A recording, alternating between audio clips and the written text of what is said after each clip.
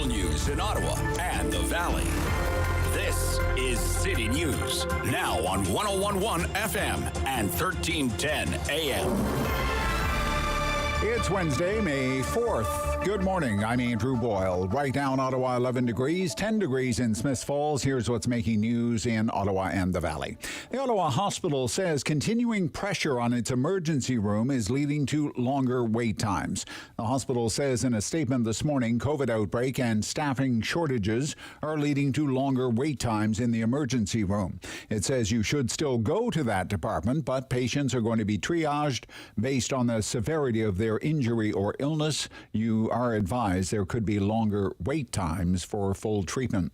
The provincial election may have been top of mind for the major parties for a week or so now, but it officially gets underway today. With that story, here's City News reporter Kevin Meisner. All of the party leaders essentially jumped the starting gun effectively by starting their campaigns a few weeks ago. But as of today, they can ramp up their efforts to appeal to voters ahead of Election Day on June the 2nd. It'll be a busy first official day of the campaign, with Conservative leader Doug Ford planning an event in Brampton this morning ahead of a rally to kick off his campaign tonight in Etobicoke. NDP leader Andrea Horwath will be making stops in Toronto, Mississauga, Pickering and Scarborough. Liberal leader Stephen Del Duca visiting Toronto, Oakville and Hamilton.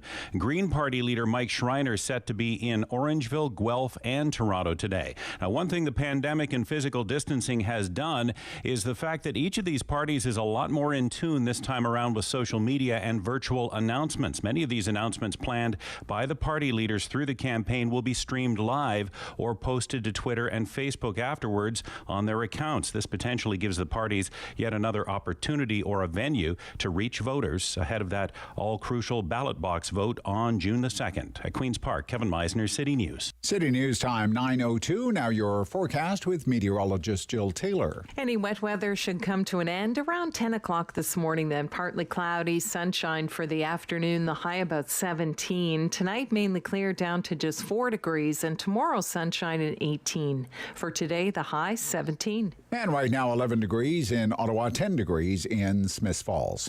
City News time 9:02. A protest at the Amazon plant on Boundary Road this morning. Your package could be delayed as workers are being refused entry to that sorting station. Delivery drivers who were contracted by Amazon say they have not been paid by their brokers.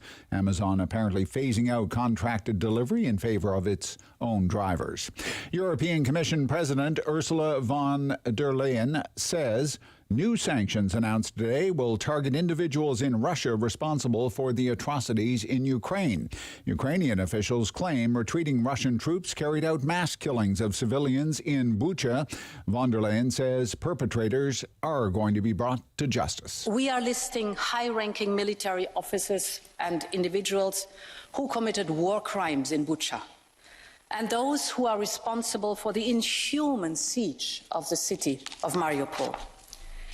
This sends another important signal to all perpetrators of the Kremlin.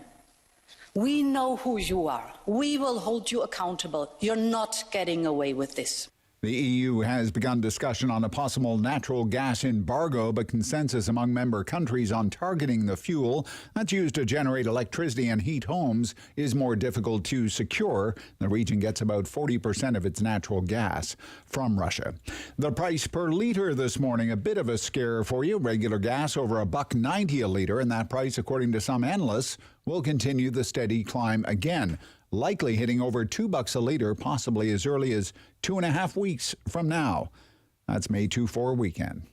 I'm Andrew Boyle for News Anytime. Follow up online at ottawa.citynews.ca.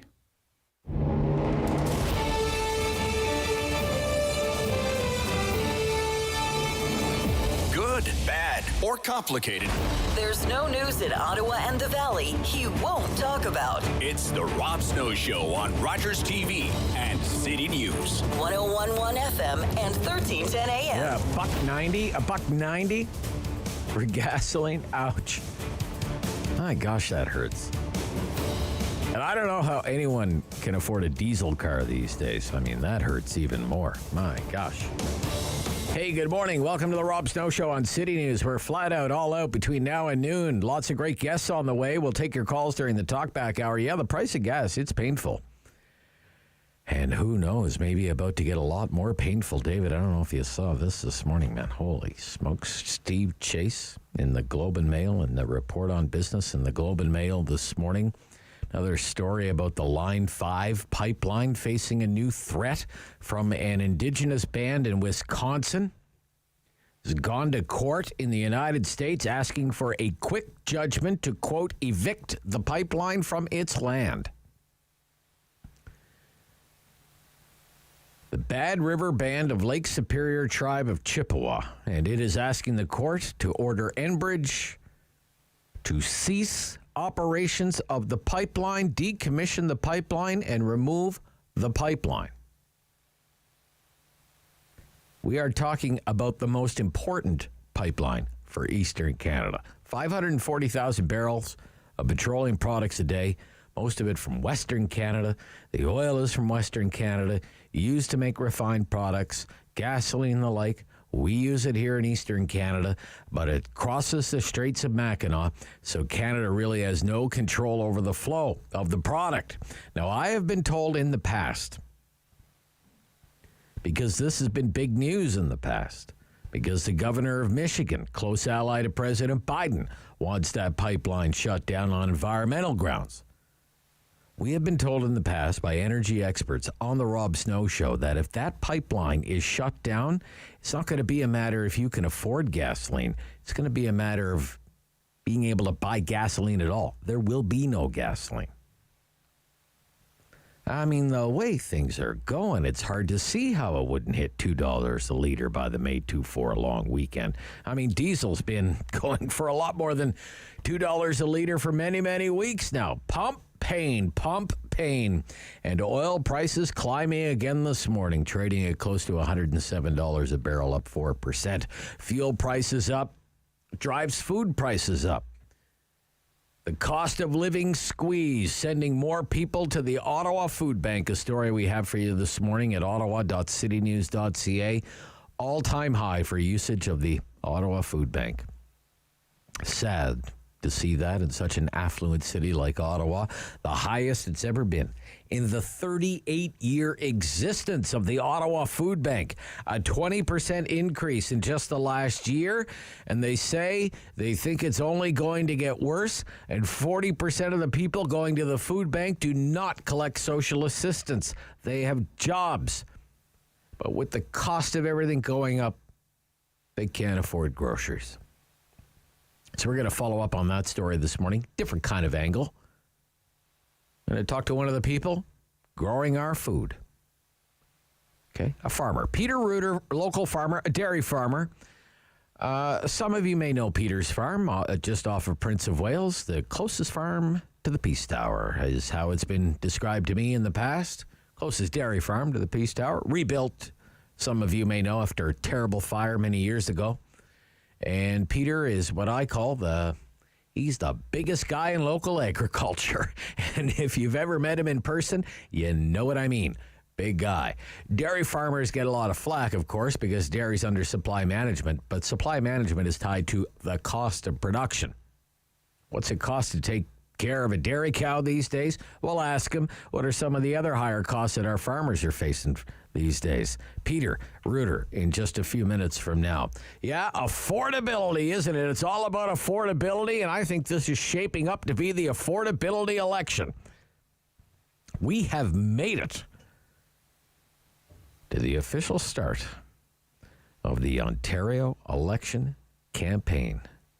There's a campaign event happening right now. Stephen Del Duca is the Ontario Liberal leader, and he says he would not build that highway in the western GTA, kind of northwestern GTA, Highway 413. Whatever money the Ford government would spend on that highway, he would take that money and put it into schools. He's saying right now. Ontario Liberals over the next 5 years would invest an additional $10 billion in schools, in our public schools, including the ones like the one that we're standing in front of.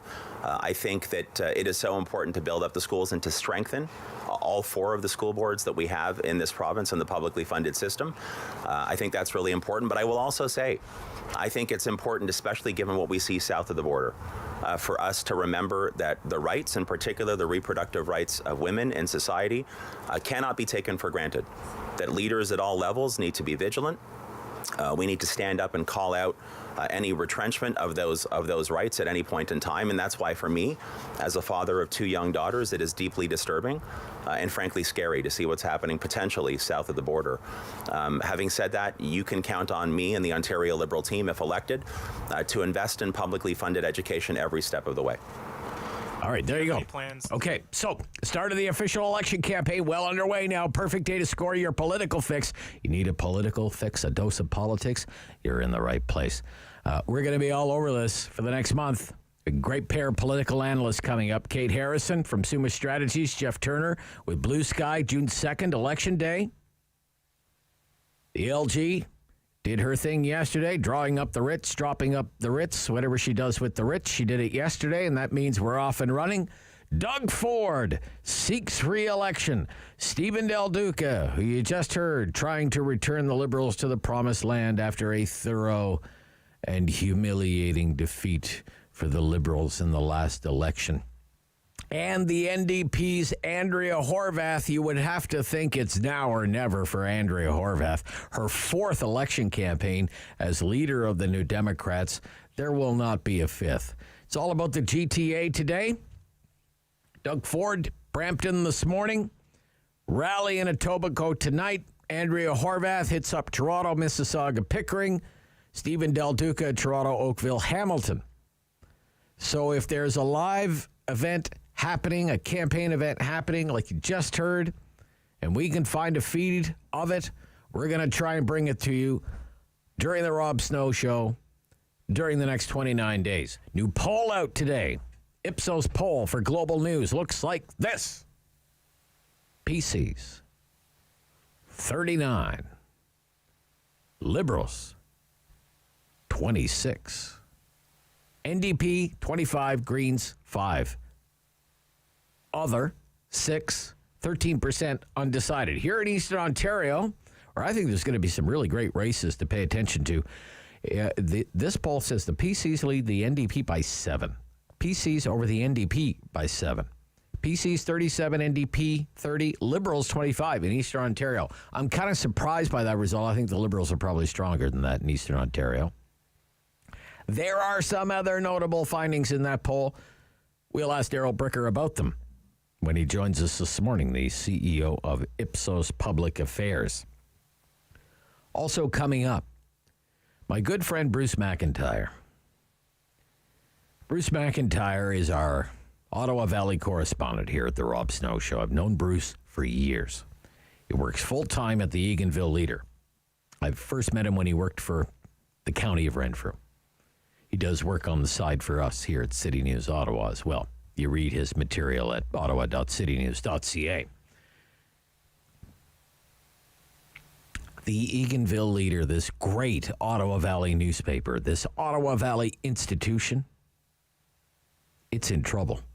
You may have read about this in Kelly Egan's column this week in the Ottawa Citizen. The Eganville Leader is not in trouble because of all the usual problems in the print media and local news, lack of advertising dollars, anything like that. They've lost their printer. Company called McLaren Press Graphics of Bracebridge, closing. So it's like real life, stop the presses, okay? It's terrible news. The paper just had to raise prices for the first time in years because of inflation, higher input costs. Now its printer is going out of business. And they're not sure what that's going to mean for the future of the Eganville Leader. This gem of a newspaper filled with news and lots of interesting local stories and lots of advertising. I always make it a point with Bruce to actually go through all the ads that are in the newspaper. So hopefully some solution can be found to this crisis. It's a crisis, and it has to be solved soon, like by the end of the month. Bruce is going to tell us the latest about that, what he can tell us about it, and then give us all the latest breaking news from the Ottawa Valley at 11 o'clock this morning. And we'll do the talkback hour between 10 and 11 o'clock at 750-1310, 750-1310. Day 1, Ontario election campaign. I want to know what way you're leaning this morning. Okay, pretty easy questions this morning. You have the Ford PCs, Del Duca and the Liberals, Horvath and the NDP, Schreiner and the Greens, and you have a couple of these upstart rebel conservative outfits, New Blue Party, Ontario Party. What party are you voting for, and why are you voting for that party? What party are you voting for, and why are you voting for that party? I'm going to keep track of your answers. They're your answers. There are no wrong answers. You know the old line, the voters are never wrong. We're going to probably do this a few times during the election campaign, but this is the campaign kickoff. 29 days. Lots of promises will be made. You will want for nothing, they'll tell us. They'd throw money from orange air ambulance helicopters if they could. There will be debates and lots of attack ads, and on June 2nd, a winner. Maybe it'll be a PC majority government, and maybe Doug Ford will remain the premier, or maybe it will be a minority and let the games begin. It all depends on you, the voter. So what way are you leaning? What party will you vote for? And why? 750-1310 after the 10 o'clock news on The Rob Snow Show on City News.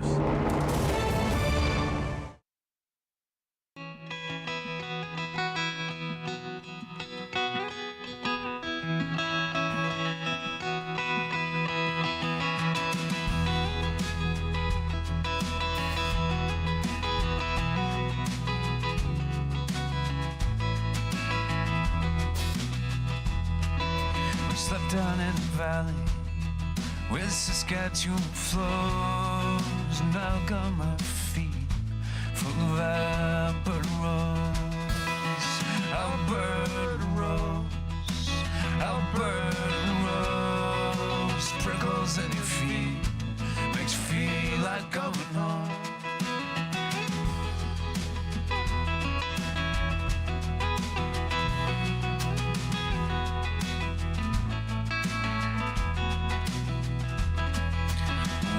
To the city, I had myself a seat down in the park where the beer was cheap.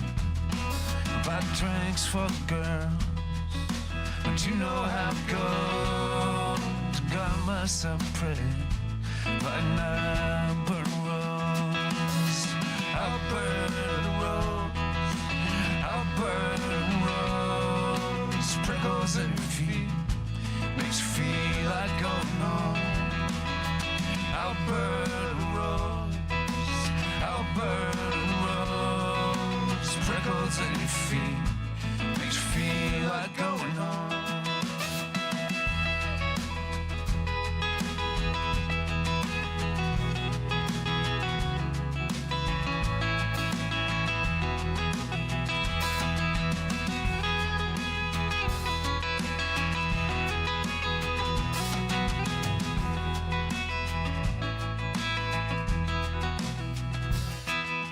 Slept down in the valley where the Saskatchewan flows, and I got my feet full of Alberta rose, Alberta rose, Alberta rose. Prickles in your feet makes you feel like going home.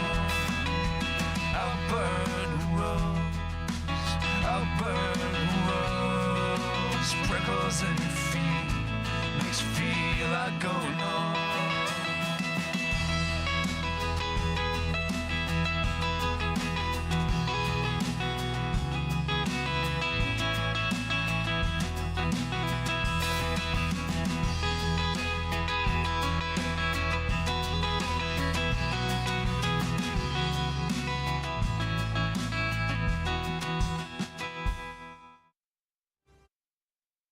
The Rob Snow Show returns on Rogers TV and City News. 101.1 FM and 1310 AM. So again, day one, Ontario election campaign. Campaign event happening right now featuring the Ontario Liberal leader, Stephen Del Duca. frankly have earned the opportunity to have dignity as they retire and live out their golden years. Our plan does. We will accomplish both. Just yesterday, I announced our climate and environment plan. 800 million new trees planted in this province over the next 8 years. 5 new provincial parks. 50% below 2005 GHG emissions levels by 2030. Net zero by 2050. A $3,000 grant for 100,000 people across this province to retrofit their homes to make them more energy efficient. This is simply my way of saying Ontario Liberals have a plan. Last Thursday, we saw a budget from the Ford Conservatives, a budget with no plan. Several days ago, we saw the NDP release a platform with no numbers. Talk about a stark choice. A budget with no plan, a platform with no numbers. Ontario Liberals here in Etobicoke and across this province. He used that line with me yesterday during our interview yesterday. He was on the show yesterday. Stephen Del Duca hitting up various communities through the GTA today. And this announcement's about, what does it say here?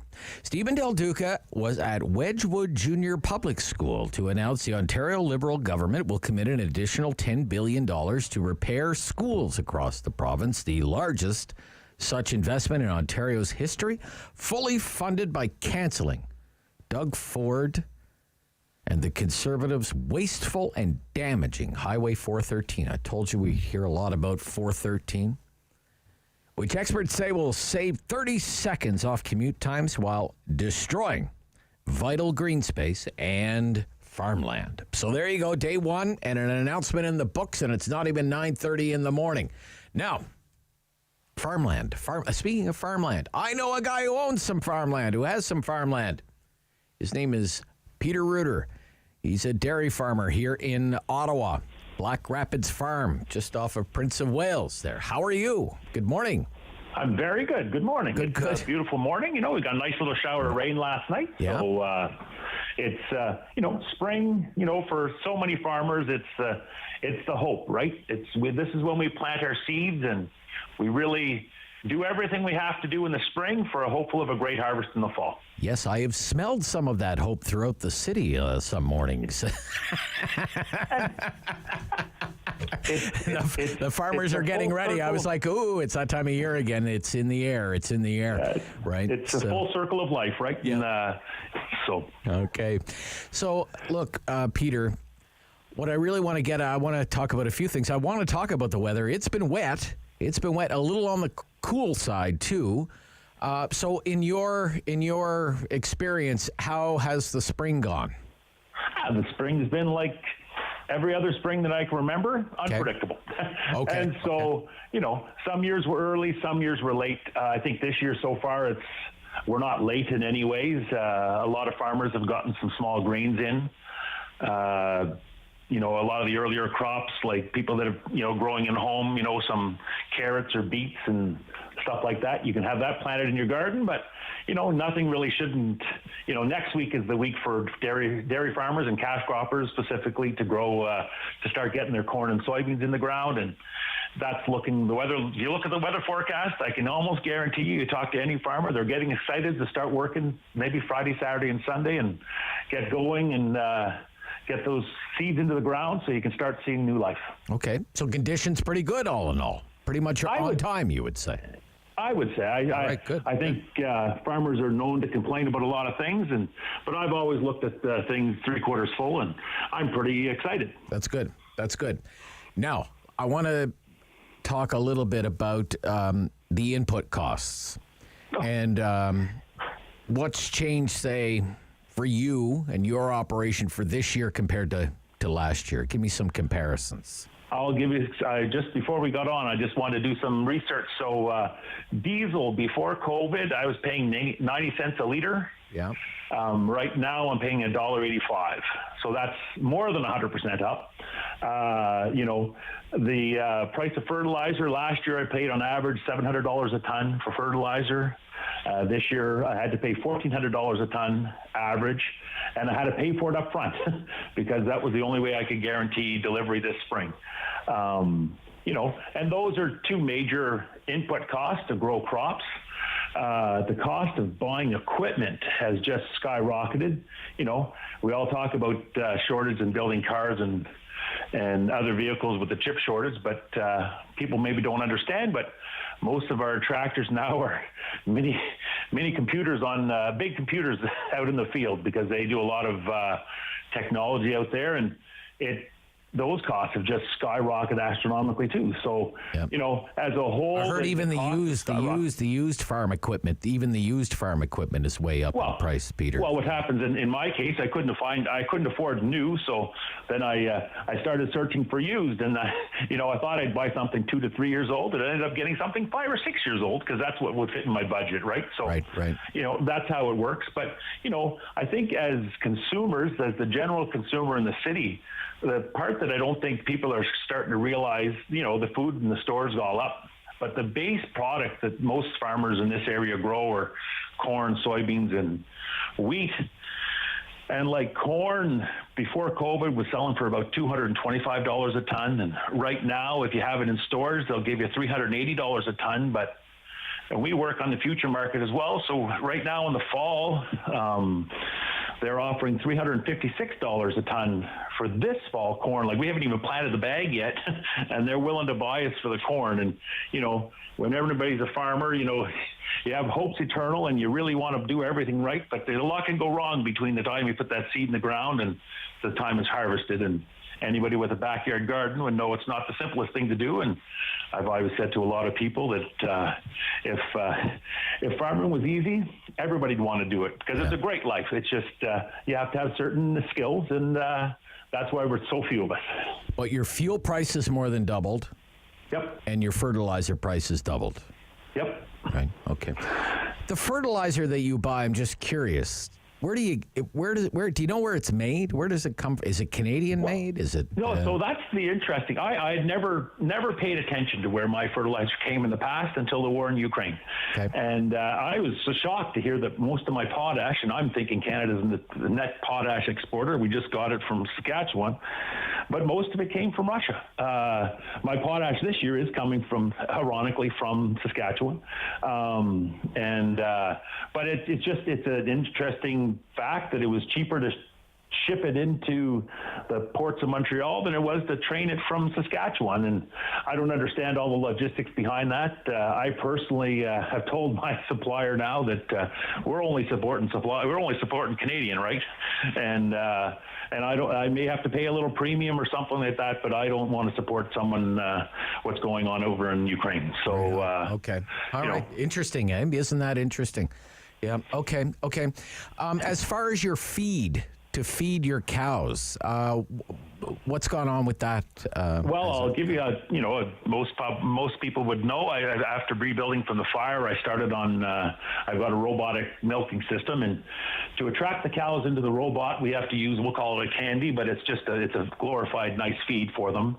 And starting this, when I started this 3 and a bit years ago, that feed cost me $380 a ton, and now we're at $580 a ton approximately. And like that's and they're telling me they're even using cheaper feedstuffs to try to make it, because of the cost that's the world price of those products like the corn and soybeans. They're all in that candy. Yeah. So there's a $200 increase over 3 years. I haven't worked out the percentages, but I'm going to assume that's around 30%, 35%. I can tell you, I got a lot of flack last November and December when we said milk was going up 8.5%. 8.5 doesn't cover quite the 35% increase there. Well, that's what I wanted to get at. I mean, once again, because dairy prices are going up, along with all the other food prices at the grocery store, but you see the Conservatives are out there, and some of them are saying we should dismantle supply management. What do you think of that, Peter? Well, I think when they talk like that, I think they forget one basic understanding is that, farmers, supply management lets us set a price. We don't set the price that's in the store. We set the price that goes to the manufacturers. And I can guarantee you, except for a few moments in COVID, you've always gone to the store and there's always been food there, and the price has been stable. If you look back over the 30 years, prices have gone up 1%, 2%, 3%, very minimalistically. And that's why the last increase of 8.5 was so large. But the reality is, if you go to the store and you look at anything else in the store, from fresh fruits to grapes to beef, to chicken, even to wine, chicken to beef, and I feel for a lot of, for the chicken industry and the egg industry, 100% of their feed cost is grain based. For myself, I still grow about 80% of the crops that I feed my cows. I grow them myself.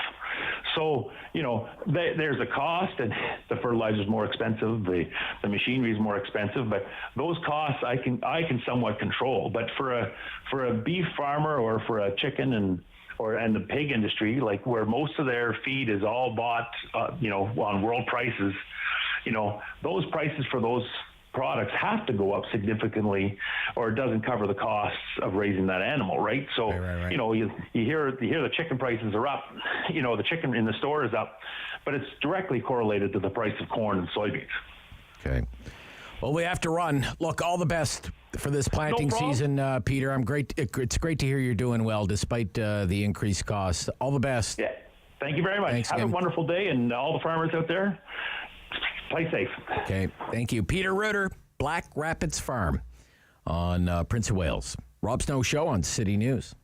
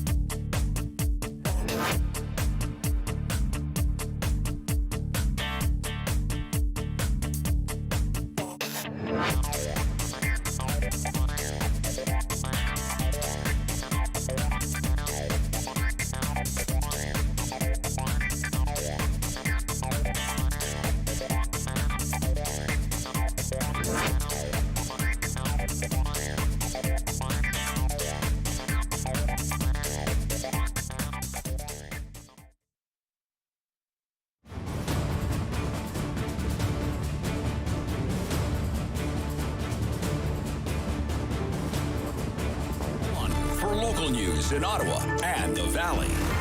This is City News, now on 101.1 FM and 1310 AM.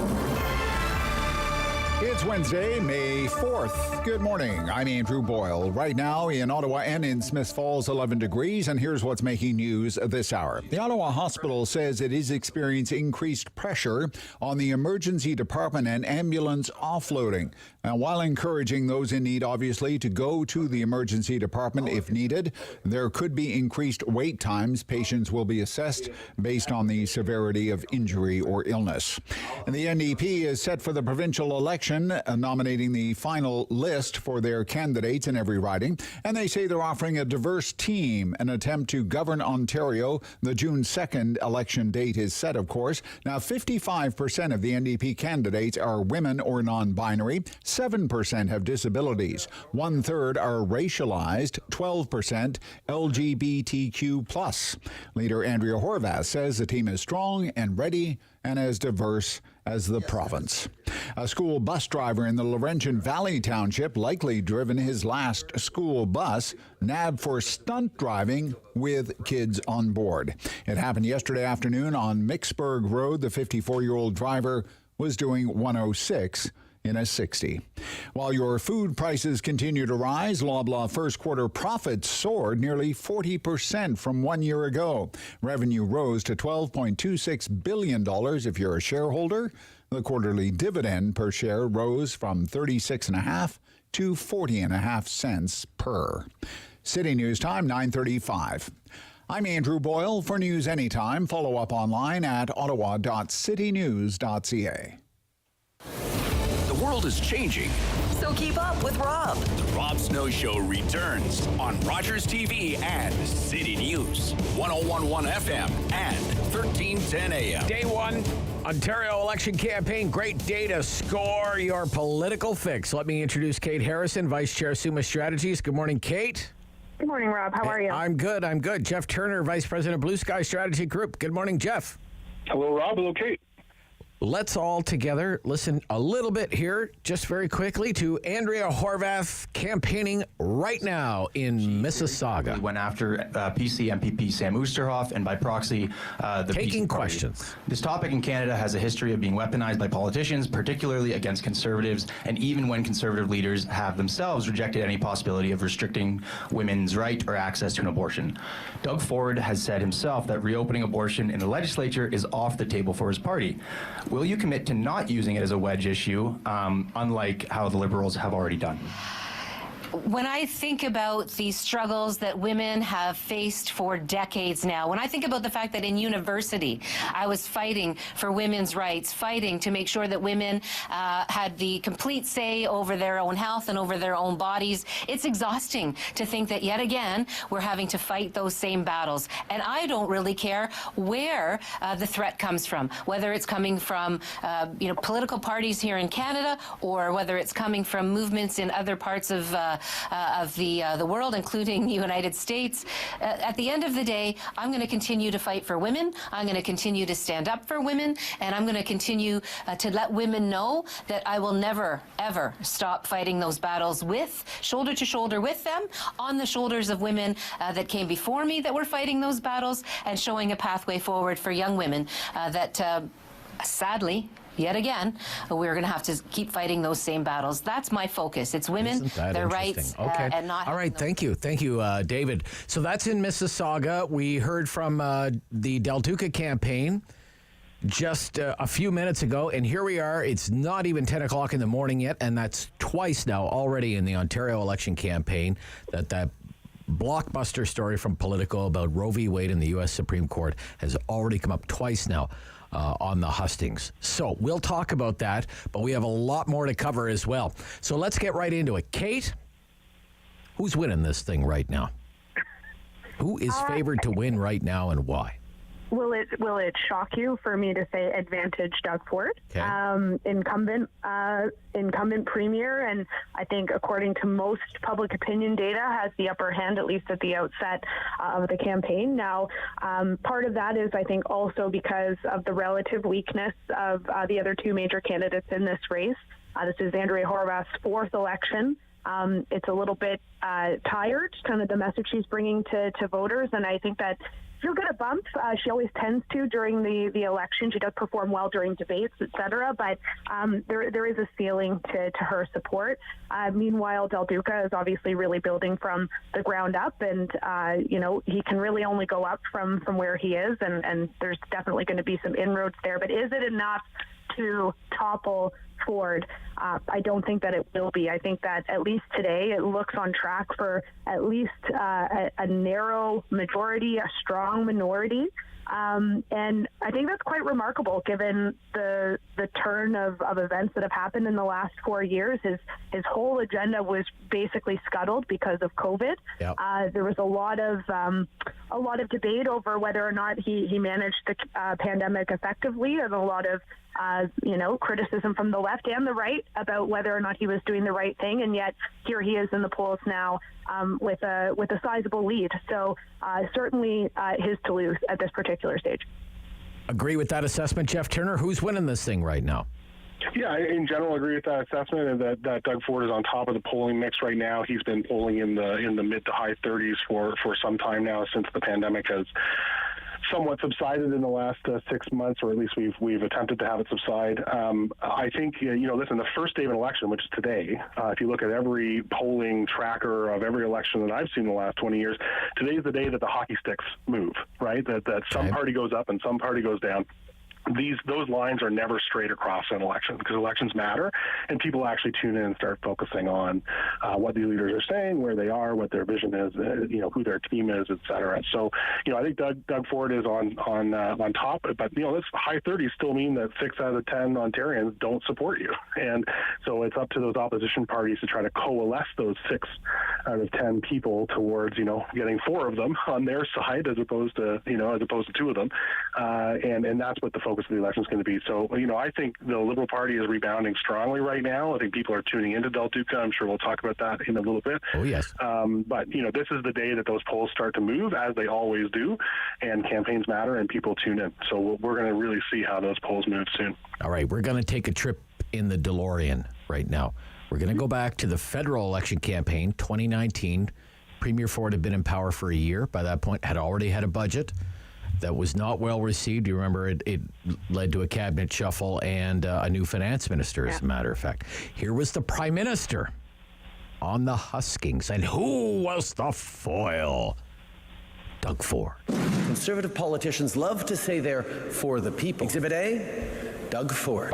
People like Doug Ford who say they're for the people. The Conservative Premier in Ontario, Doug Ford, cuts to public education, cuts to health care, cuts to the services. He cut Ontario's pharmacare program, cuts to public health, cuts to childcare. That's what Conservative politicians, Doug Ford, do.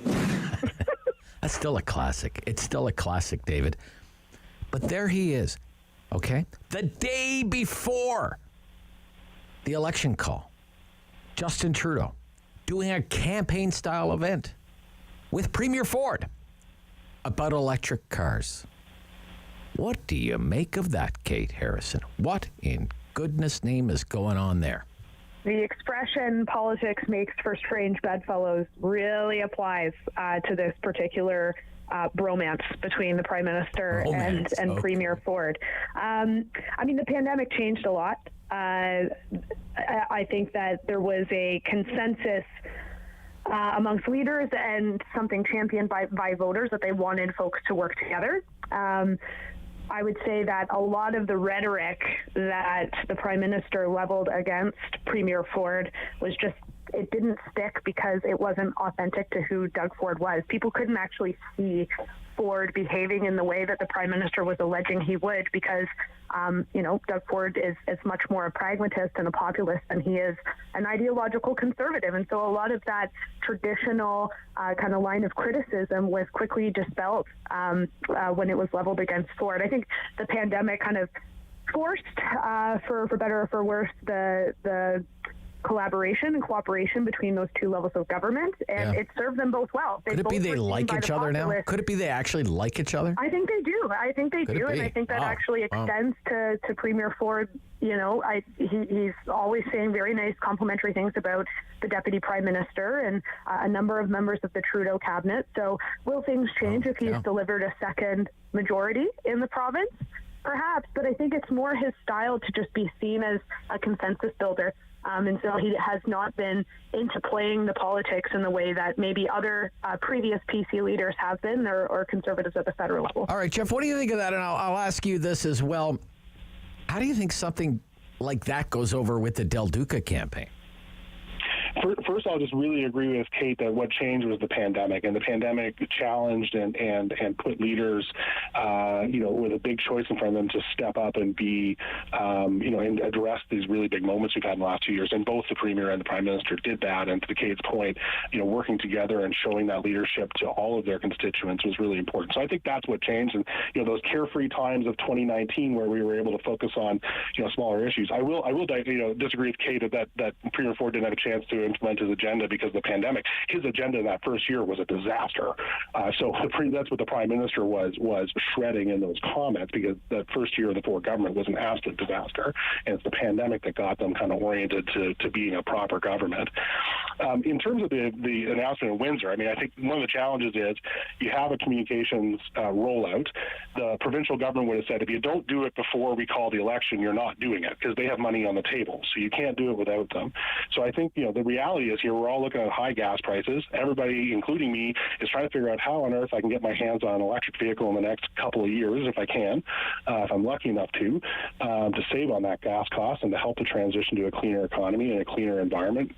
And so I think the simple calculus for the federal Liberals was we don't want to wait on announcing this until, I don't know, August, September. That's too long. We need to get this out before it happens, and the province would otherwise have scuttled it. So I think there's that. How does it float with the provincial folks? I think, look, this is just how it goes. Governments make big announcements, and I think the Del Duca team have their own focus on schools, hospitals, transit. That's what they're talking about, and that message has resonated in the last couple of days, and it's going to resonate even more going forward. Okay. I am told it's going to be a few minutes before the Doug Ford event begins. Doug Ford is currently doing a photo op behind the wheel of a backhoe. My producer says, oh dear, he's driving it. Okay. All right. That's what's happening. That's what's happening. Get it done. Get it done. Okay. Why don't we stop? We have a lot more to cover. We'll talk about, is this now not a COVID election, but rather a cost of living election. And then we'll get into that blockbuster news yesterday from Politico, Roe v. Wade and the Supreme Court of Canada, and how that could impact politics in our country. This is the Rob Snow Show on City News.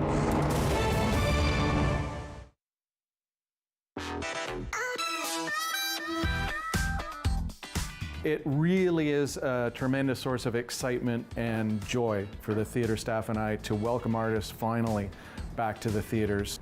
It was a tremendous pleasure to sit on the selection committee. We really have something to cater to all musical tastes, from trippy art pop to straight ahead rock and roll to soul and funk. But it's huge for us to be able to welcome local artists back into the theaters to showcase their amazing talents for people here. Up to the top is where I'm headed and I'm going. You know what? I've checked out some of the stuff already before doing this. I've been hyped and ready to do this because it's definitely being done on a major level. And, I'm here seeing it in person right now, and I'm like, wow, this is what it is, man. I'm happy to be here. This kind of concert series promotes music and gives us newcomers or even like new bands a big chance to showcase their talents and share their music with the world. It's amazing that OMIC has organized this and given an opportunity for artists to perform, but also be part of something that I wouldn't be able to create this just on my own. So everybody's talents comes together to create something great. It says a lot about the city that they are engaging the processes that get those musicians out and get them in front of people, and the music is getting heard. So we don't have a thing where everybody's the best kept secret, right? We're sort of breaking through that wall a lot, and which is exactly what we need. Well, first of all, I'm really grateful for this opportunity. For me, it's a little bit like being officially part of the local artist community in Ottawa. And it's like my first real big show where I'm gonna be performing my own songs, so it's really exciting. What the hell's going on? Why you still holding on? It's a great opportunity for us artists to be able to really get a reach to an audience and a good quality audience too. I'm just happy that I can be involved. I'm happy that I can add value. It's top tier for sure. It really is like a dream come true, especially having so many restrictions in the last couple of years, not being able to jam because we couldn't get together, and then to be able to do it in a beautiful venue like this with the seats in the background and just the whole entourage of it, and really feeling like we're able to put on a real show for the first time in a long time. It's just fantastic. It really is great.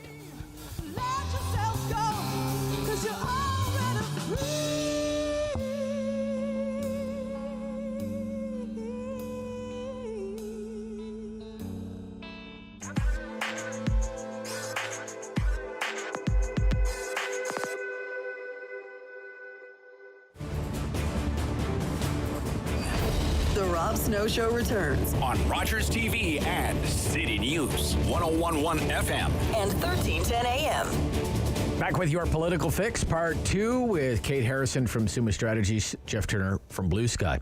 Jeff, let's start with you. Can Doug Ford's opponents make headway by relitigating his government's pandemic response, or is this now a cost of living election? What are your thoughts on that?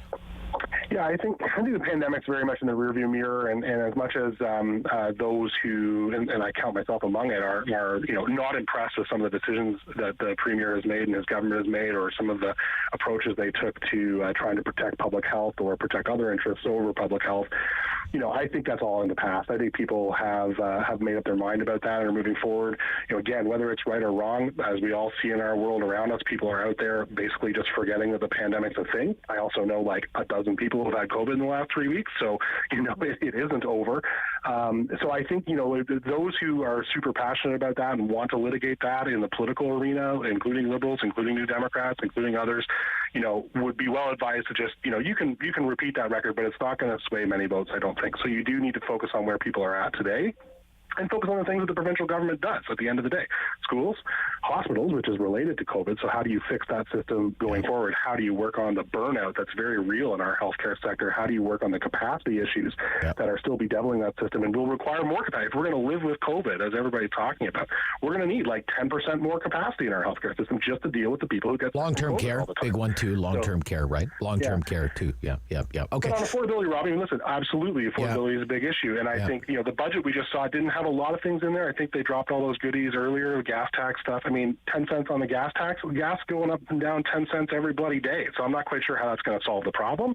I think the affordability issue are things like childcare, are things like transit and commuting costs that way, that also have an environmental benefit, and things like making sure that families have good working conditions and good jobs available to them. Okay. That's how I'm just going to interrupt you, Jeff, because the Premier's just started speaking. Better jobs, speaking now. Bigger paychecks.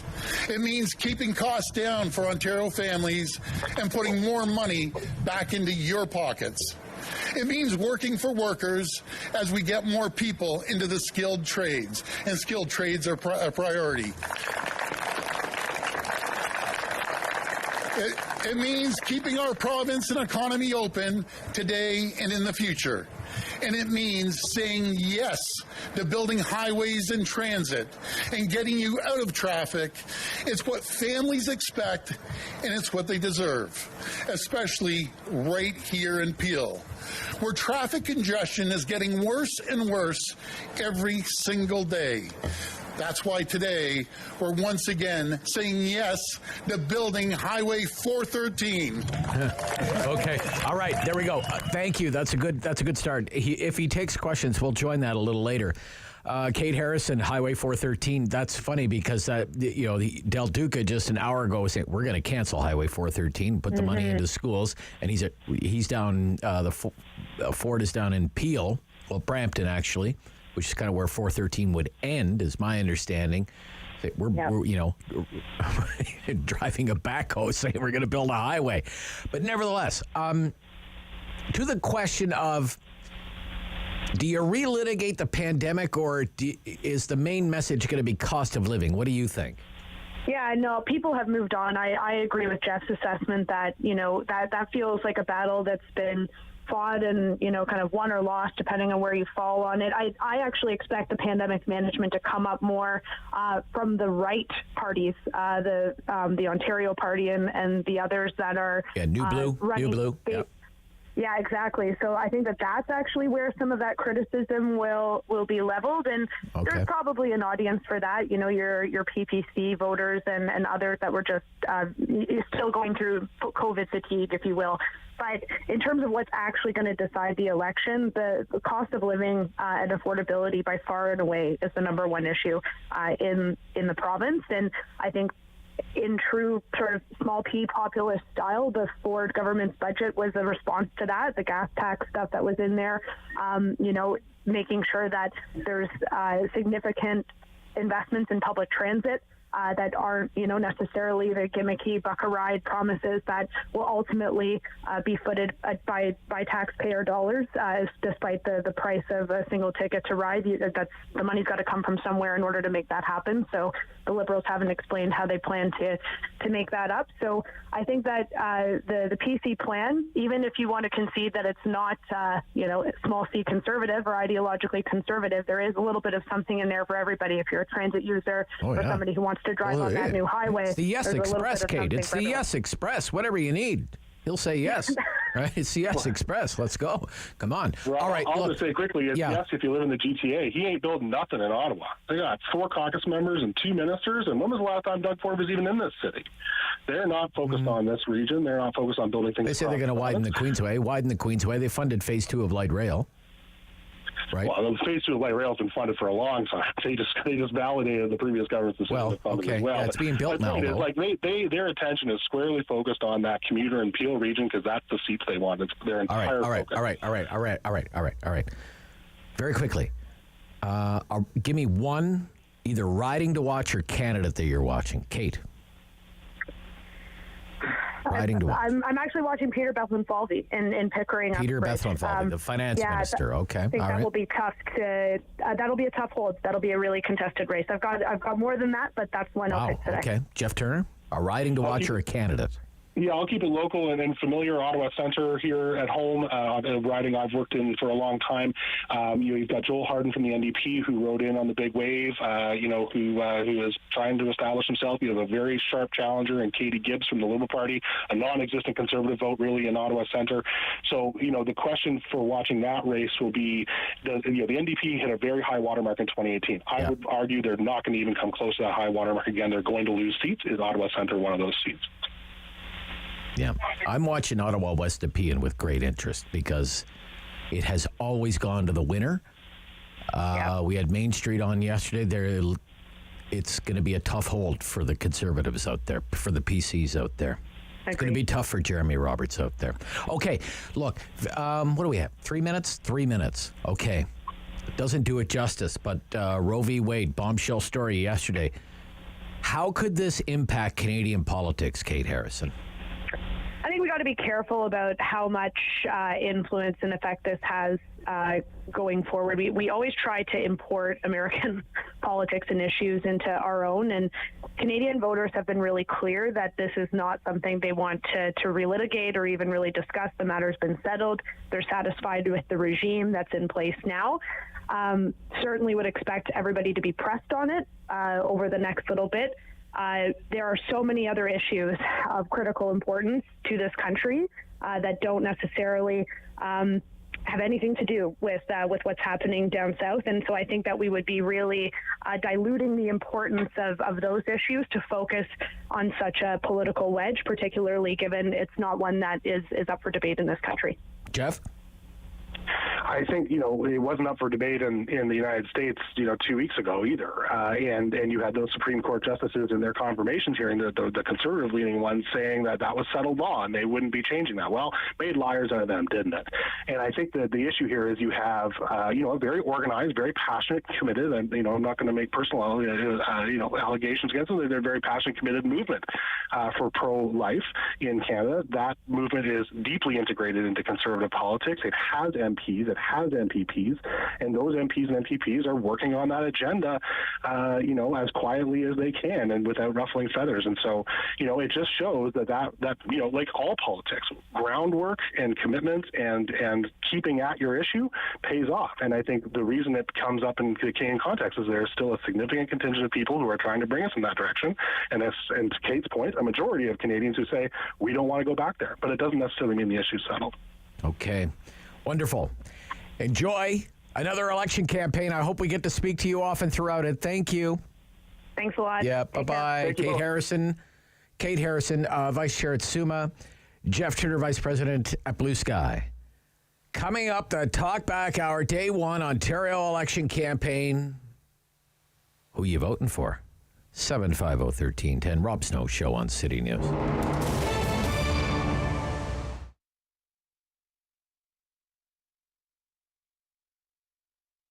Being a crossing guard works great as part of my schedule as a high school student because I still have time to do my tests and assignments while earning a little bit of cash on the side.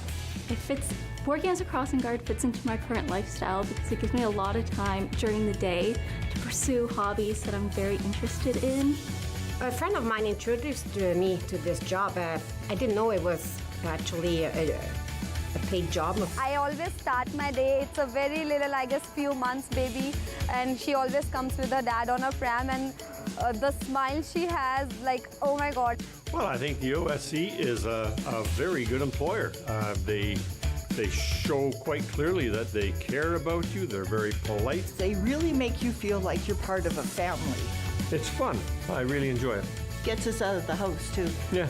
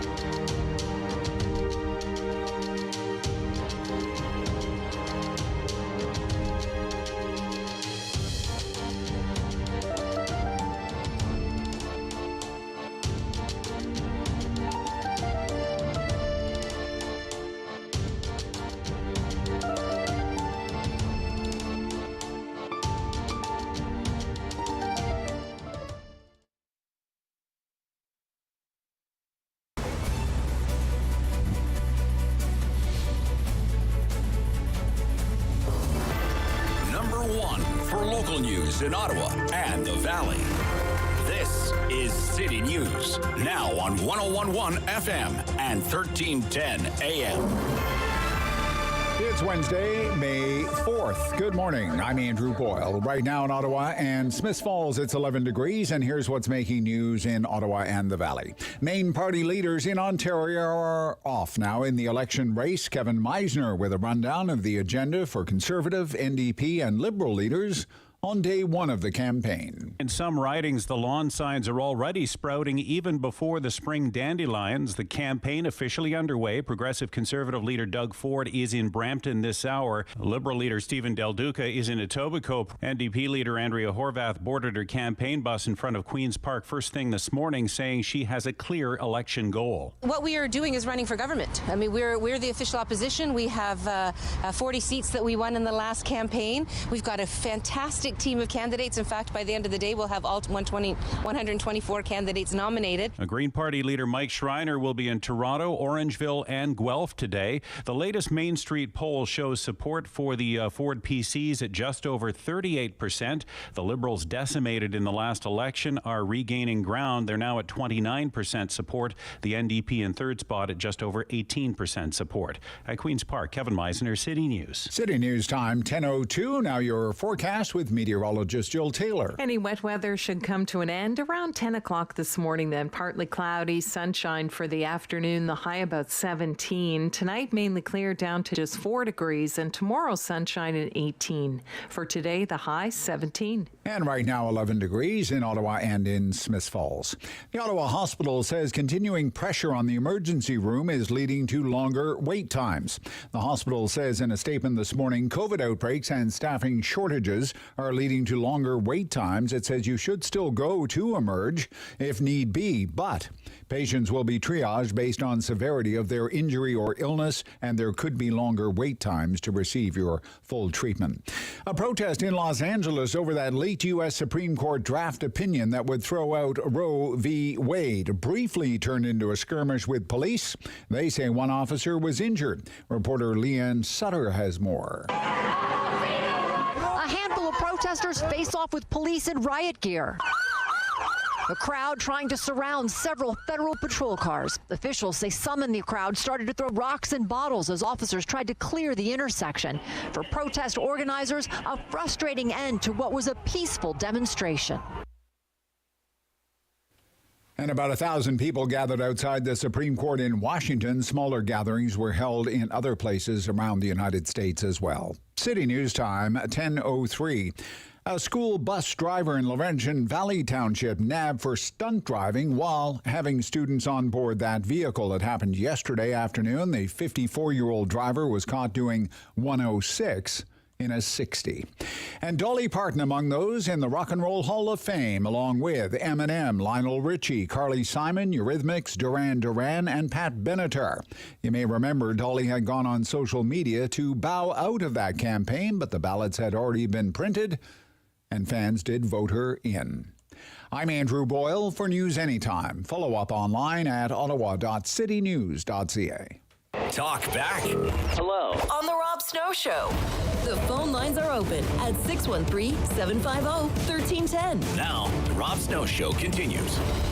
Day one of the Ontario election campaign, 750-1310, 750-1310. What party will you vote for? And why are you going to vote for that party? Pretty straightforward questions this morning. Let's listen to a little bit of Doug Ford's event. This is in Brampton right now. He's taking some questions. We added hundreds and hundreds of additional stores across the province into the corner stores, especially in the rural areas. We're going to continue to make sure it's a free choice for people to go and get beer or a bottle of wine, and that's what we're going to continue to do. But we have opened hundreds of stores across the province. Okay, last question. Morning, Premier. Antonella Artuso from the Toronto Sun. I wanted to ask further about Del Duca's commitment. He said he would stop Highway 413. He would spend that money to repair schools. Yeah. Why? You said this election is about choices. Why do you think your choice is better than his? Well, again, I'm going to go back, Antonella, and tell you what I said earlier. He closed 600 schools. The backlog of repair, the state of good repair, tripled under the Liberals. You know, he's just, all he does is talk and talk, wants to set up all these committees and studies. We're building $14 billion of new schools. We're catching up on the backlog of good state of repair. And it's just such a contrast. You know, they destroyed our province, destroyed our healthcare, our education, long-term care. They didn't build any roads or bridges or highways at all. It was a total disaster. They lost jobs and drove the economy into the ground by losing 300,000 jobs. As we stand here today, Antonella, there's 500,000 more people working today than they were when we took office. We have 338,000 jobs available. We have the economy moving in the right direction. Thank you. People are struggling just to pay gas to drive on that highway behind you, let alone pay for one of those houses behind you. So what does this announcement do today for the average person who's struggling with cost of living issues? Well, what it does is create thousands of jobs. There's going to be over 8,000 jobs created building these highways. That's just this highway, not to mention the Highway 3 and Highway 7 and 401. We're building transit right across the province, and especially in the Toronto GTA area to the tune of $30 billion. That's giving people an opportunity to get better jobs, bigger paychecks, and we're also putting money back into people's pockets. All the Liberals and NDP believe in tax, tax, tax, gouge the people, the hardworking people that are earning $50,000 or lower. They're getting a $300 tax break. They just want to jack it to them and just increase taxes and get nothing done. We're going to get it done. We're getting it done, and we're going to make sure this province continues to be prosperous. Okay, thank you, everyone. Thank you. We're good. All right, that's Doug Ford's event. He's in Brampton, and then it's the official campaign launch. I think that's happening in Etobicoke tonight, 7 o'clock. So there you go. First hour down, second hour just underway now. We've heard from all three of the leaders because the Ontario election campaign is officially underway. And I want to take some calls. Let me get my notepad here. Keep track of your answers, okay? What party are you going to vote for and why? Are you going to vote for the PC party, the Liberal Party, or the NDP, or one of the other parties? Okay. And what's the issue that's driving your vote, right? That's the why. That's the why. Is it Doug Ford and the Progressive Conservative Party? Why? Is it Stephen Del Duca and the Liberal Party? Why? Is it Andrea Horwath and the NDP? Why? One of the other parties, Green Party, New Blue, Ontario Party? The election campaign underway. Let's find out what way you're leaning here on day one. Right now, Most of the polls give the edge to Doug Ford and the PCs. New poll out today. They're in the lead. The only question is the lead big enough to secure a majority government? I would dismiss as outright nonsense that the Liberals and New Democrats wouldn't gang up on the PCs and defeat them at the earliest opportunity and form a coalition if the PCs don't secure a majority. I would not rule out at all that they would have some kind of agreement like we see at the federal level. I get why those opposition leaders are saying they have no interest in doing that right now, because if they say that right now, it's kind of admitting that their party doesn't have a chance to win a majority government. So they can't say that right now, but wait till June 3rd. The Ford PCs don't win a majority, then I think it's all bets are off and let the fun and games begin. And there could be all kinds of horse trading about a minority coalition made up of Liberals, New Democrats, maybe Greens, assuming there are any Greens. There's only one Green MPP now, Mike Schreiner from Goeff. So to me, much like at the federal level, for the Conservatives, it's majority or bust for them. Who are you voting for? Why are you voting for that party? And I'll be keeping track of your score. PC, Liberal, NDP, or other. Day one of the Ontario election campaign. Rob Snow Show Talkback Hour at 750-1310, 750-1310, 613-750-1310. Lines available. Call me. Derek in Ottawa. Derek. Good morning, Rob. I know I'm a little bit to the right of you, but I'm going to go with either the Ontario Party or the New Blue Party, whichever has a better chance of winning. And I agree with you. I think the NDP... Whatever has a better chance of winning. That cracks me up. Sorry. Let me rephrase that. Sorry. Okay. I understand. Neither of them have a chance of forming government. Right. Sorry. I meant in my riding. I'm sorry. Sorry. Yeah. I don't think they have a chance to win. Of course not. But in my Goldilocks scenario, which is highly unlikely to happen, we get a PC minority, which is one or two seats short of a majority, and the New Blue or the Ontario Party win one or two seats, just like the scenario that played out in BC a few years ago with the Green Party and John Horgan or something. That would be my ideal Goldilocks scenario, which is highly unlikely. But yeah, I'm conservative all my life. I just can't vote for Doug Ford, because if I make the spectrum, in my lifetime, the right premier, the right side of the premier in my lifetime would have been a guy named Mike Harris, and the left side would have been a lady named Kathleen Wynne. And when I look at Doug Ford and place him on the spectrum, he's much closer to Kathleen Wynne than he is to Mike Harris. So I just can't vote for him. Okay. Yeah, fair enough. What do you even know about these other parties? Very little. I know that they're opposed to the mandates and stuff, right. That Doug Ford brought in and whatnot. Yeah. It's just, and again, I just... Like you're voting for, like if you vote for the Ontario Party, it's a one-man show. You're basically voting for Derek Sloan. Yeah. Again, it's whoever has the most chance of winning in my area, and it's just to give... And the New Blue Party is basically like a husband and wife team. Jim Karahalios, and I think Belinda Karahalios, and they have one other member. I think the Ontario Party has Rob Nichols or Ron Nichols or something. Yeah, the Ontario Party does, yeah. So I, to be honest, I don't know, in fairness, because there hasn't been a lot of publicity about them or whatever. They're new. But I can't vote for a replica of Kathleen Wynne, even though they're wearing a progressive conservative T-shirt type thing. Okay. Other? One vote for other. Okay. All right. Thank you. I don't know. We'll see. I wonder. I've often wondered if that played a role federally. If they, enough people put down PPC in a riding like Canada Carleton federally, and that's why the Liberals managed to get reelected there in the last federal election. So. Anything could happen, I guess. Every phone line available right now. I know people don't care about the election. What's going on, people? 750-1310, Rob Snow Show Talkback Hour. Let's think about Doug Ford here. Things have changed a lot, right, in the last 4 years. 4 years ago was kind of a shotgun wedding between Doug Ford and the Ontario voters. It was clear that the Liberals under Kathleen Wynne, they'd worn out their welcome. And it was not only going to be a change election, it's going to be a throw the bums out election. So the real race, the primary, if you will, it was for the leadership of the Conservative Party. You win the leadership of the Conservative Party, you've got a very good chance of becoming the premier.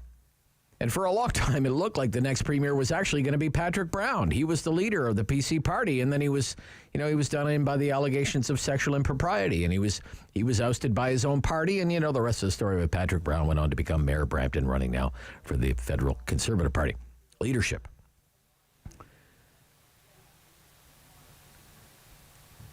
If you recall, everyone, I think including even Doug Ford at the time, they were expecting Ford to run for mayor of Toronto against John Tory. That would have been kind of the natural order of things. But the PCs, they managed to pull off the last-minute leadership race, and Ford won that over Christine Elliott. All kind of ancient history now, I guess.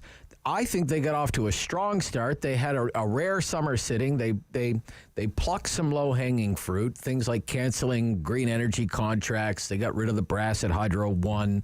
Remember the Hydro One board was shown the door. The CEO let go. But then things kind of went off the rails with the first budget, which actually was at the time the biggest spending budget in the history of Ontario. But there were cuts to programs, and if there was a program that was either cut or had its funding reduced, the media was more than happy to let you know about that.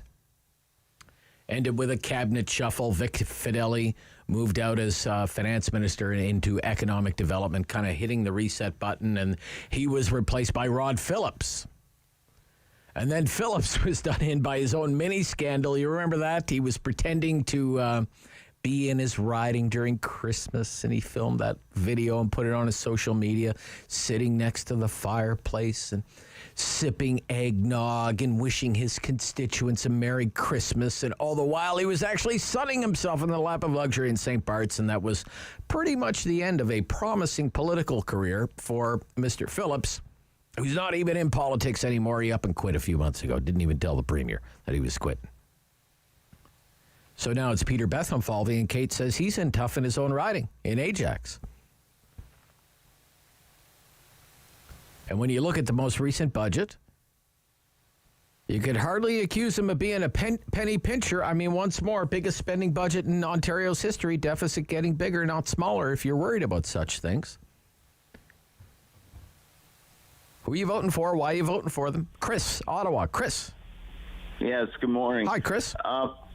So I'm going to be the weirdest call you have all morning. And great. Yeah, maybe it'll raise your ratings. I don't know. But, and I think I may have told you this before, but my two favorite politicians in Canada are Rob Ford. I almost said Rob Snow. That's okay. And Rob Ford and Andre Horvath. And for me, it's about leadership. And the two of them, I find... you mean Doug Ford, Chris. You mean Doug Ford, right? Oh, sorry. That's Doug okay. Ford. You're right. Yeah. Good God. No, not the other one. Right. But the two of them, to me, when they speak, I think, to the average person. Okay. And for me, like, I have to... I'll be honest. When my health is bad, I tend to vote NDP. Right. Sure, fair when enough. my health is good... Yeah. When my health is good, I tend to vote Conservative. Okay. I happen to think I happen to think both of them have done a good job during this pandemic. All right. But you can't vote for both of them, Chris. You can't vote for both of them, right? So. No, I know. And what way are you leaning? I got 6 weeks. I got 6 weeks. So, but I think we're too tough on both of them. Okay. All right. I really do, because they're my favorite two in Canada. No question about it. Really? Okay. And there's not even a close third. Wow, okay. But anyways, leadership, the professionalism, the way they talk when they're at the mic, the way they talk to the average voter, I could eat both of them up. And you know what? I think... All right, Chris, I'm going to try and pin you down right here. You're going into the booth, and you're going to cast your ballot. You've got to put somebody down there. Who I got to put somebody down? Who are you thinking? Well, who are you thinking right now? I got to do like when I have two favorite sports teams. All right. Who's going to win the Stanley Cup most likely? So Ford is going to most likely win, so Ford will get my Ford. Okay. All right, Chris. Thank you. Thank you. Who you voting for? Why you voting for them? It's day one of the Ontario election campaign, and this is the Rob Snow Show, City News. Well, Big Brothers, Big Sisters, we've been in the city for over 50 years, supporting youth between the ages of 6 and 24 and providing these amazing relationships, these amazing mentoring relationships to them. And, what I've seen, I've been with the organization 10 years, and in my 10 years, I've seen some transformational life-changing relationships that, youth that have been meeting with their mentors from the age of 6, who go on to be meeting with them until they're 18 plus, who are now, some of them are graduating from university, some are going to their mentors' weddings, being part of the family and being there when they have additional siblings, etc. So it's just an amazing thing to watch, that it's life-changing and life-lasting. Yeah, and you're always looking for new initiatives. I think most organizations are, and even pre-pandemic, always looking at something new and interesting, ways to raise funds, raise awareness. And you have a new one called Thrive. Tell us about it. Right. So Thrive actually started as our Clothes for Kids' Sake program. In 2016, we were trying to find new ways to raise dollars to support our mentoring programs. And we started off with some clothing bins in 2016, and then partnered with the Ottawa Catholic School Board, in which they allowed us to put new bins across the city. And so we've been collecting clothes since 2016, and we're just over the £1 million mark of how many clothes we've actually collected. Wow. And yeah, amazing. An amazing partnership with the Catholic School Board. And that was phase 1. And we collect gently used clothing. We don't collect anything else. Right. In phase 2, we really wanted to collect, we wanted to move into potentially a retail location. And in 2020, obviously things didn't happen. COVID occurred. Mm-hmm. So we weren't able to open up a store, but we opened up a thrift store. And Thrive Thrift Select is where you can go and buy gently used clothing online.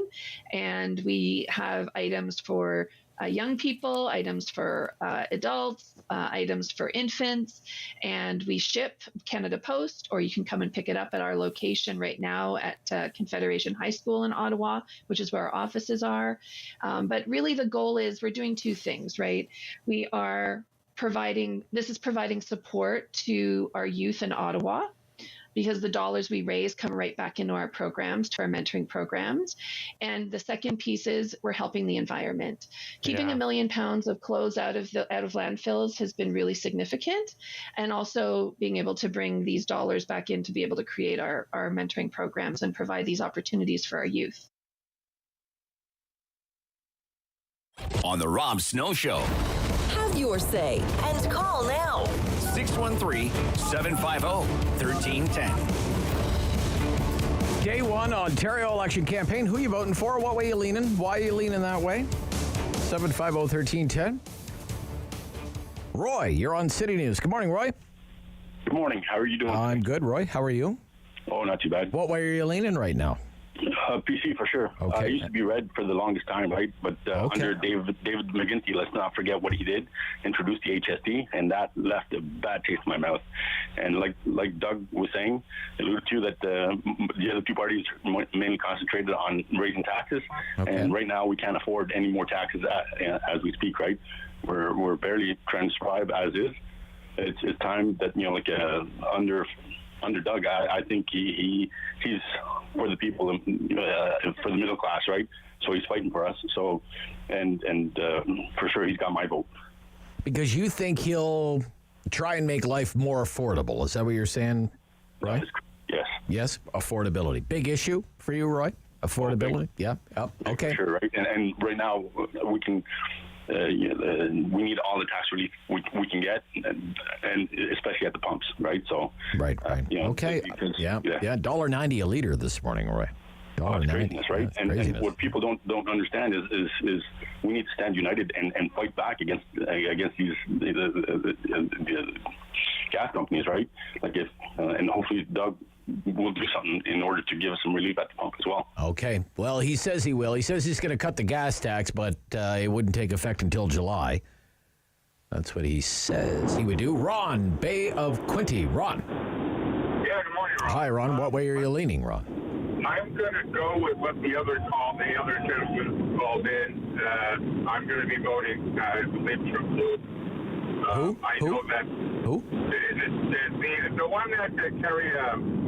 Oh, the new Blue Party? Yeah. Really? Wow. I can't vote for Doug Ford. All you have to do is look at what he did in the last 2 years, and you think he won't do that sort of thing again in the future. I'm sorry. It's not. I'm not okay with what happened. The unnecessary lockdown, right. The closure of small businesses. Well, his business remained open, of course. I'm fed up with the status quo, Rob. I understand that, but don't you think that's just kind of wasting your vote, Ron? You know, you have to send a message to Mr. Ford that he can't be doing what he was doing. And my one vote is not going to keep him from getting a move. There's not enough of us. But if you can see that a lot of us are not happy with him being so close to Trudeau and Trudeau's ideas. Right. Okay. I just can't do it. Can't do it. Gotcha, Ron. Thank you. Okay. Yeah. David, Ottawa South. David. Good morning, Rob. What way are you leaning there, buddy? I think you know that already. I'm leaning towards the PCs. Also because I still think they'll do the best job. The one thing about the NDPs or socialists in general is somebody once said that socialists can govern well until they run out of everybody else's money. Mm-hmm. And that's not where we're at. We need somebody who's fiscally responsive. I think Ford meets that mark more than anybody else. He's got a better team, I believe. Anything else is going to put the province back to disaster. Okay. And we just can't afford to do that anymore. All right. We just can't. All right, David, thank you. Okay, take care. Thank you. Yep, 750-1310, 613-750-1310, day one of the Ontario election campaign. You know, for most of Doug Ford's first term, he had to deal with the pandemic. And I guess one of the big questions during this election campaign will be to watch and see what sort of impact the government's handling of the pandemic will have on the campaign. Taking a couple of calls, can't vote for Doug Ford, lockdowns, and mandates. It'll be interesting to see how the opposition parties go after Doug Ford on the pandemic response, whether they're even going to relitigate the how he handled the pandemic. And talk a lot about what Ford did or should have done. Is there even any hay to be made there? Because for a lot of voters, the pandemic is over. Yesterday's news, whether it's over or not officially, or from a health care perspective, that's another story. Politically, we'll see. Life getting back to normal. Sold out crowds for the Leaf games. In Toronto, people dining out again. Businesses open again. People who wanted to be vaccinated have been vaccinated. Ontario's response to the pandemic, kind of middling at best, right? Not a standout. Not the worst. It's better than Quebec. Some leaders will accuse him of opening things up too early. He'll say, I had the longest lockdowns in North America. And take the heat for that. Maybe he responds by saying, you, Andrea Horvath, or you, Stephen, you would have kept us closed even longer. I just don't know if there's a lot of ammunition there. And he can also point to healthcare and long-term care and say, look how exposed they were.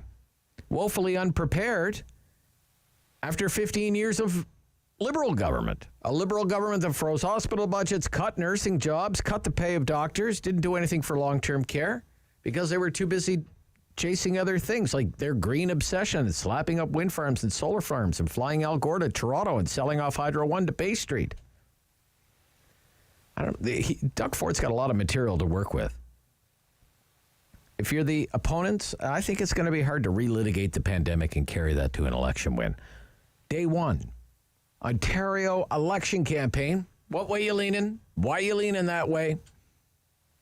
Rob Snow Show, 750-1310, after the news on City News.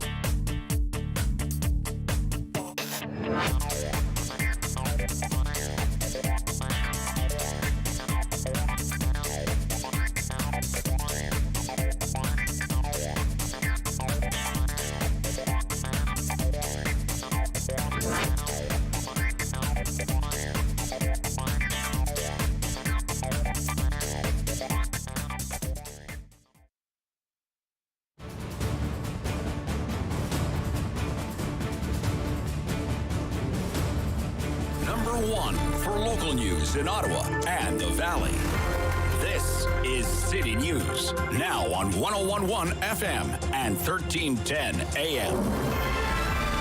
It's Wednesday, May 4th. Good morning. I'm Andrew Boyle. Right now in Ottawa, 12 degrees. In Smith Falls, 11. Here's what's making news this hour. The battle for the Premier's office has begun. PC leader Doug Ford saying the Liberal leader, Stephen Del Duca, is all talk when it comes to promises.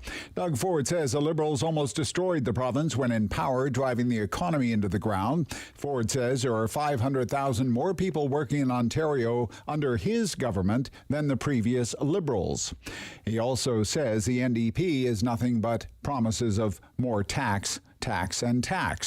Now, that party says it is signing the last of its slate of candidates and will have one in every riding. Leader Andrea Horwath says the NDP is as diversified as Ontario. 55% of its candidates are women or non-binary. 7% have disabilities. 1/3 are racialized. 12% LGBTQ+.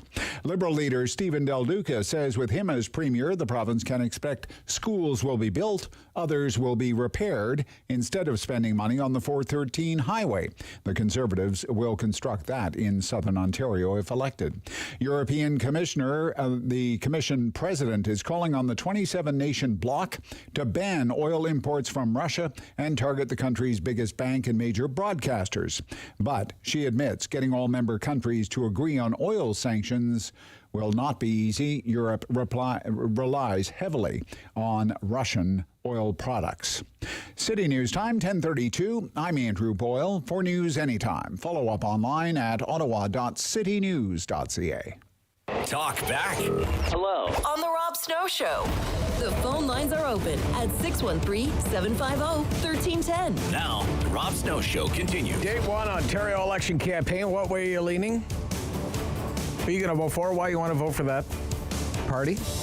Okay, let's get right back to it. Stittsville. Jim, you're on City News. Jim? Hi. Hi, Jim. Doug Ford. Doug Ford. Okay. All right. Why? I think he handled the pandemic very well. Okay. And, I think it's very easy to be opposition when all you do is criticize every move that he made. COVID is something new to all of us, including the government, and I think that he handled it very well. Okay. And on top of that, I think he has our back. As you've said in other shows, he's got our back. He's fiscally I've never said that. responsible. I've never said that. I've never said that. I've never said. No. I'm. People know my political leanings, but I don't really have a horse in this race, so yeah. Fair enough. Yeah. I thought I heard that, but anyways, I do believe that he's more fiscally responsible. Right. I don't see a platform that the Liberals or NDP are running on. Well, the NDP platform is out. The Liberal platform's not out. So, yeah. Yeah. So, now, you say he's fiscally responsible, Jim. You say he's fiscally responsible. He just introduced his budget's the biggest spending budget in history, and the deficit is actually going to go up. It's like a $19 billion deficit for the province of Ontario. As big as any deficit that Kathleen Wynne ever had, But I don't think that we ever planned on COVID and COVID hitting us. Right. Okay. And there was, there was a lot of extra money had to be spent when with the trucker protest as well, and with COVID. And I think that's something that was unforeseen before his platform, for the term that he's sitting in now. All right, Jim. Thank you. Thank you, Jim. In Stittsville. Yep. 750-1310. Vince in Nepean. Hi, Vince. Who are you voting for? Why are you voting for them? Well, I'll tell you right now, I'm not for Ford for a number of reasons. Okay. I think his COVID handling was spotty. Okay. I don't like the direction he's taking the long-term care homes to privatize them the way he is. I'm a senior, and if I have to go into a long-term care home run by a private operator, I'm scared to death. Okay. Okay? I really am. All right. And that's a couple of things. And frankly, I really don't think he's got a real handle on the economy. Our hydro rates, one of the reasons he got elected is for our hydro rates not to go up so much. Well, they're 12 cents a kilowatt hour now. They were, 9.5 cents before he got in. And he promised to do something about that, and he didn't do that. Okay. So, the only thing he did is increase it like everybody else. He says they went up, but with me, they didn't go up as much as they went up if you had the Liberals in power. That's what he said. He says. Right. Okay. All right. Okay. That. So that leaves lots of choices. There's lots of other parties. So you don't like Doug Ford and the PCs? I'm waiting to see what the Liberal platform is, and I want to hear more from, what the NDP details You're undecided right now. Okay. I'm undecided right now, but I know it's not going to be It's going to be either one of those parties, you're saying? Yeah, it won't be Ford because of his track record, and I don't believe he's got a handle on the economy at all. All right, Vince. Gotcha. Out in Nepean there. Okay, I'll tell you, Ottawa West Nepean's going to be a real battleground riding to watch. Real bellwether riding usually goes with the winner. 750-1310, every line available. It's day one Ontario election campaign. Love to hear from you. Get you on the record. What way are you leaning right now, okay? Just on the pandemic, can you really relitigate the pandemic and carry that to an election win? That hasn't really worked well as a strategy for most of the opponents in COVID elections, what I would call COVID elections, like Justin Trudeau won, Scott Moe in Saskatchewan won, John Horgan in BC early in the pandemic won, Blaine Higgs in New Brunswick, Fury, the Premier of Newfoundland, won. Legault's going to win in Quebec. I don't know if you call it a COVID election. The Nova Scotia Liberals lost. Big come-from-behind win for the PCs in the Nova Scotia COVID election. But in that election, you got to kind of look at the fine print, because if it wasn't for the pandemic, the Nova Scotia Liberals were going to lose anyway. Premier McNeil at the time was the most unpopular premier in the country just before the pandemic. They couldn't wait to get rid of that guy. And then he had, like all the other premiers, he had an artificial bounce. And you remember, he was the one who said, stay the Blazes home, stay the Blazes home. And once that bounce wore off, the voters tossed them out, showed the Liberals the door, and they elected a progressive conservative government, very much in the Atlantic Canadian red Tory tradition. So will Doug Ford be held to account for his handling of the pandemic in this election? I'm sure they'll try.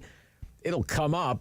I don't know if it's going to be a big game changer. I think there are other concerns now. The big one being the cost of living, the cost of living, the cost of living, the cost of living. And did I mention the cost of living and the price of gas and the price of houses, groceries, utilities, affordability. I think it's the affordability election. I think that's going to be the dominant issue over the next 29 days. Dave in Orleans. Dave. Yes, Rob. Hi, Dave. You're on City News. What way are you leaning right now? Okay, well, I got no choice but to go conservative. Okay. I mean, so Ford, yeah. To go Liberal is it's ridiculous. Okay. Maybe if they would have put a new leader in. I mean, this guy was sitting at the table, the big table. He was a cabinet minister. All those years. Yep, he was a cabinet minister. And what do? They go and they elect another bloody person that brought the seat count down to 7 from a majority government. I mean, to me, that's just ridiculous. I'd never vote Liberal. A conservative, I can see. I'm not too pleased with Doug Ford. Okay. However, I understand him having to go a little bit towards the center or going a little bit further left. Right. Okay. Because he's going to need those votes. Right. And he's got. But I mean, I'm very much a right-wing conservative. I believe in fiscal responsibility. I believe in smaller government, lower taxes. Amen. But I do understand why Doug's doing what he's doing. Right. So I'm going to kind of pick the lesser of the three. NDP, I'm not even going there. Like I just, I mean, that's just so far ridiculous. So you're kind of like, Doug Ford is the best horse in the glue factory. That's kind of what you're saying, right? Well, that's pretty much it. It's sort of like even the last federal election. I know I'm getting off track a bit here. Right. I mean, I did vote Conservative. I really didn't like what Aaron O'Toole did. I don't like the flip-flops at all. But I wasn't going to vote People's Party. I mean, I know some of your, this is kind of getting back to some of your earlier callers. We're talking about different fringe parties in Ontario that are more right-wing. I don't want to, from my understanding, the federal Conservatives lost something like 20 seats because of that People's Party, because of the votes. Yeah, I'm not sure. Yeah. And I'm not going to do that. Okay. Because he's the most reasonable. You're not going to throw away a vote on a party that has no chance of winning, Yeah. Well, I'm almost throwing my vote away anyways. Okay. Because it's Dave from Orleans. Yeah, you could run a monkey as a Liberal. Oh yeah. I guess. Yeah. You know what I mean? Yeah, it's a pretty solid. It's pretty solid Liberal territory there. Yeah, I'm still going to vote Conservative, even though it's a. You think Steve Blais is going to carry it again for the Liberals? So anybody can carry it for the Liberals. It doesn't matter, Stephen Blais or whoever else you have in there. Okay, thank you, Dave. Thank you. Got you loud and clear, buddy. Thank you. Leo, Craig Henry, Leo. Hi, Rob. Hi, Leo. What way are you leaning right now in this election campaign? First day of the election campaign. I'm definitely going to go with Ford for several reasons. All right. And the pandemic, he had the most how do you say that? The most restricted restrictions, right? Longest lockdowns in North America, according to some accounts. Exactly. And I mean, he protected the public, what he had to do, and that's what he did. Maybe a lot of people don't see it the good way that way, but I see it on a positive side. Okay. The other thing I really liked about him is when he came in power the last election. When we had those skyrocketing hydro rates, the first thing he did, he fired everybody at Hydro One. All those CEOs making those big, hefty salaries. Well, he got rid of the CEO. Got rid of the CEO and the board. They're all gone, right? They're all gone, and that was the first thing to do, and he did it. And that was a big thing because that hurt the people of Ontario a lot. Those hydro rates that Catherine Wynne did. And if everybody remember, Stephen Del Duca was in that Catherine Wynne cabinet, so I wouldn't trust him as far as, as a 10-foot pole that he wouldn't do that again, you know? Gotcha. Okay. Thank you, Leo. Thank you, sir. Yep, sure.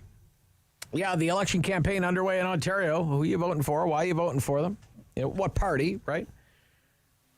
It's interesting, David, just on that question. I heard this yesterday on that Hurley Burley podcast, Curse of Politics. And I've heard a similar thing.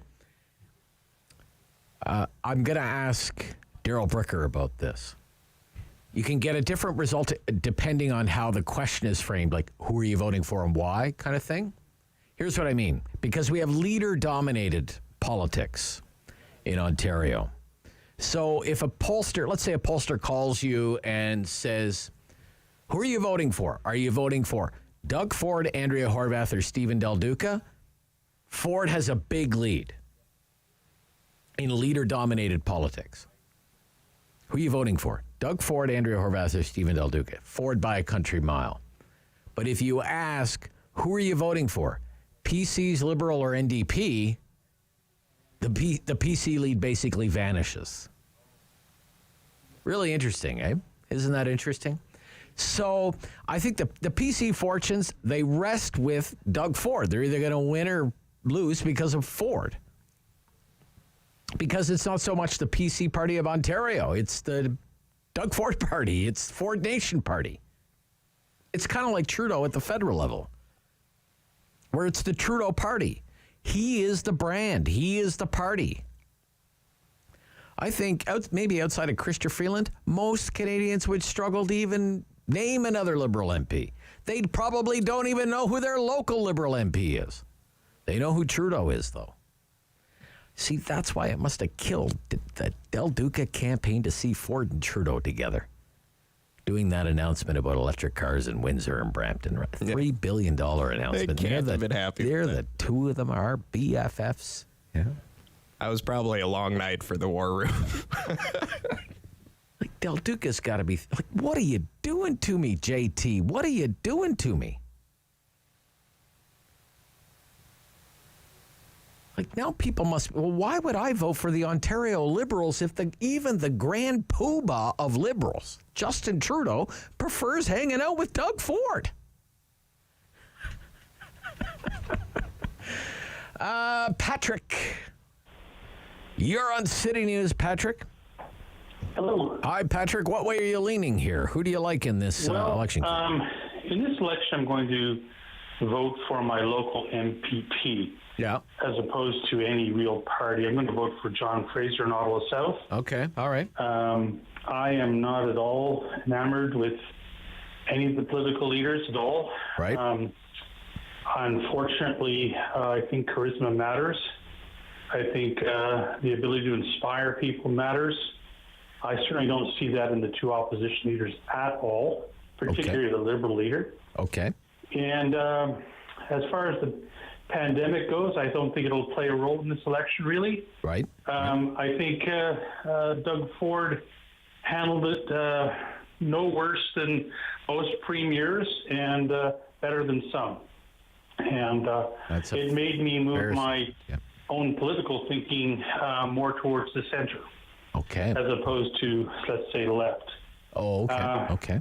Yeah, so that's just... So what is it about John Fraser, then, the Liberal in Ottawa South? What is it about him? Well, you know, he's a very earnest man. Okay. All right. When you listen to him speak, you can feel his empathy, particularly for people who struggle, like somebody like myself. Okay, Patrick. I believe he's a very caring and passionate man, and truly has the heart of the people in his mind. Right. I wish he'd been able to run for leadership. Unfortunately, he has personal issues that limited him in that, I believe, and that was unfortunate because, yes, I think people will certainly vote Liberal, but they won't be voting for Peter Del Duca, and I don't think anybody really knows who he is. Well, he does. It's hard these days to be. Thank you, Patrick. It's hard these days to be an opposition leader, any opposition leader, because of the pandemic. All the focus has been on the people in government making the decisions. Wayne. Yeah. Hi, Wayne. Rob, Who do you like here, Wayne? Early days. I'm voting Joe Hardin. At the NDP. Okay. Yeah, all right. Ottawa Center. He brought up my issue at Queen's Park, and Doug Ford shot it down. My issue was I hurt my back at 60, went on ODSP, but I decided to claim my CPP early. Your CPP. Okay. All right. Early, and ODSP took it away, dollar for dollar. They clawed it back. Yeah. Yeah. And so Doug Ford shot it down. You know. Okay. Yep. And I just felt, CPP is there for you. It's hard to explain, but you know. But you're saying Joel Hardin stood up for you? Yes. So he's got your vote? Yes. Fair enough, sir. Thank you. Great reason to vote for a politician if they helped you out. Sure. And advocated on your behalf in the legislature. Perfect reason. 1049. 750-1310. We've cleared some lines there. There's some available. First day of the Ontario election campaign. What way you leaning? Why you leaning that way? Rob Stowe Show, City News.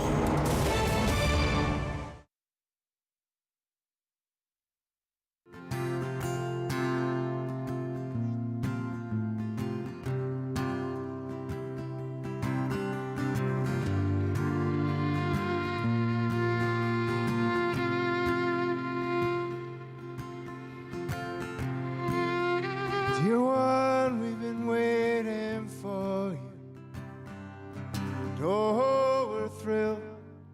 Beside ourselves, you arrived. And white coats came in heads held low. And they talked for a bit, shuffle outside. closed the curtains, held each other, and we cried.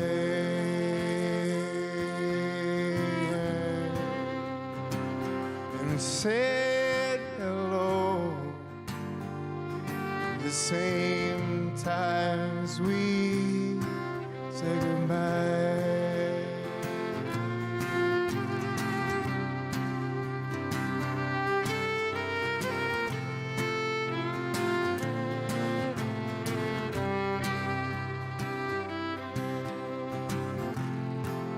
Smallest and wingless, oh, leaving as soon as you'd arrive. Sadness is love wasted, no little heart to place it inside.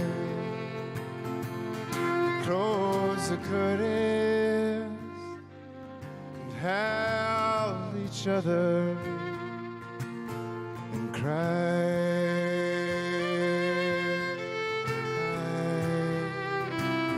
I said hello the same time as we closed the curtains and held each other and we cried.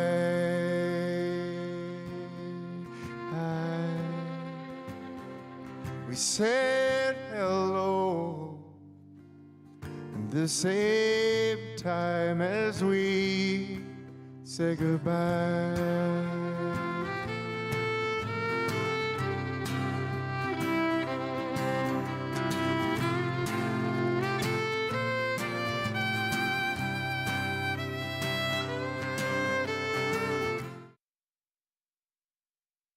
Your say and call now. 613-750-1310. Day one Ontario election campaign. All three leaders have had events already this morning. We have some lines available there at 750-1310. Just want to know what way you're leaning here in the early going of the Ontario election campaign. David, I kind of have this, I call it my personal election barometer. I call it my throw the bums out-o-meter. It's a good thing to have. Where are we on the throw the bums out-o-meter? Good metric. You know, is the public ready to throw the bums out? Is that the mood that the public is in? Is that the mood of the voting public? Has the incumbent been around long enough, told enough lies, broken enough promises that the voters feel not only do we want change, we want to throw the bums out? They weren't at that level in the most recent federal election. Okay, Trudeau managed to hang on, albeit with a minority government that he has now neatly turned into a de facto majority government. But the voters were certainly in that kind of mood in the last Ontario election with the Ontario Liberals.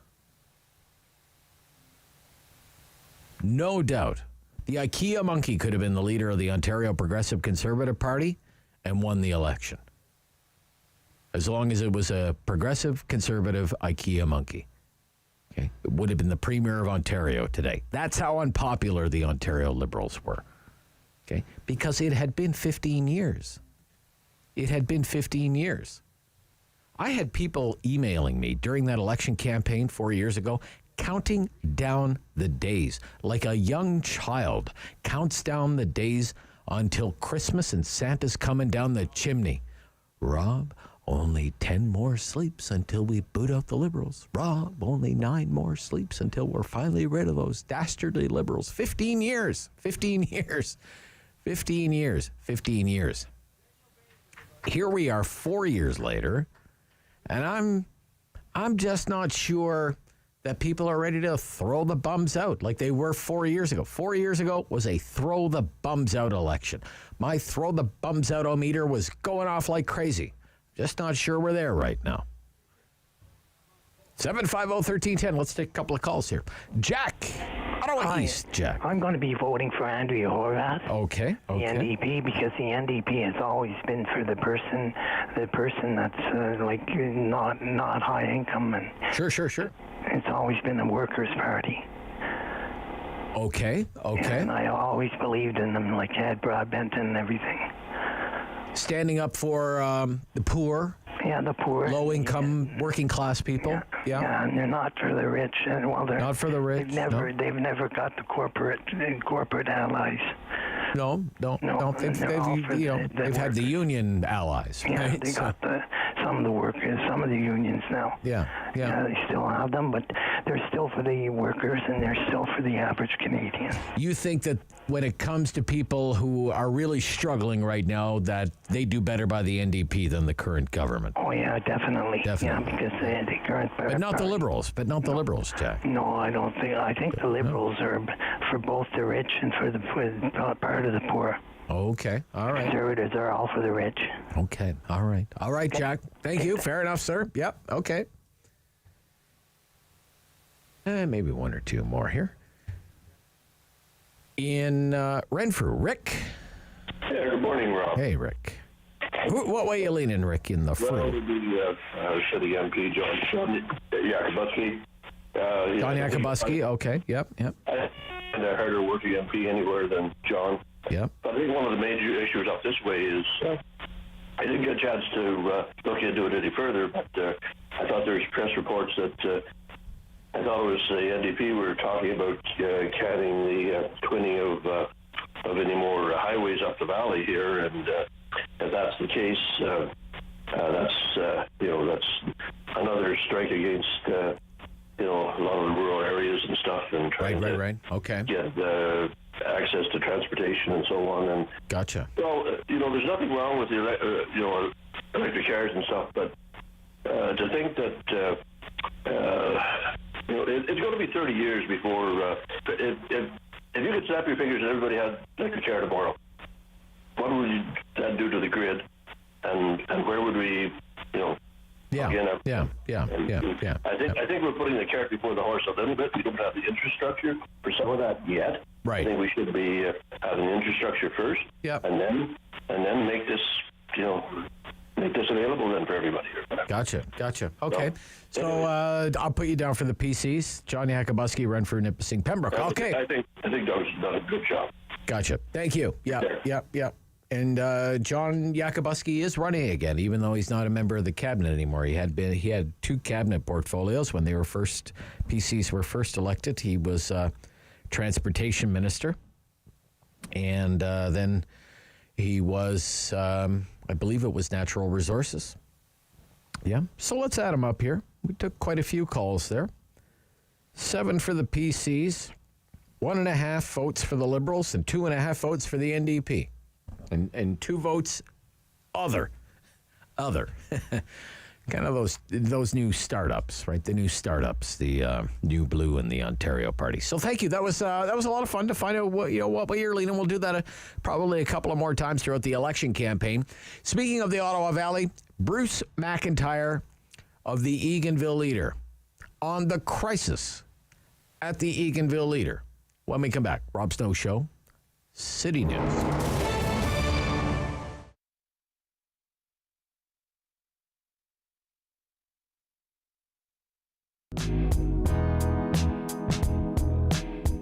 The Calgary Stampede is a world-renowned festival celebrating wrangling, bull riding, and everything cowboy. But did you know that many people credit its origins to a Black Canadian? Take a minute to meet John Ware. The word cowboy has racist roots. Before the American Civil War, white ranchers were called cowhands, but the enslaved Black men and women working alongside them were actually referred to as cowboys to infantilize and disrespect Black ranchers.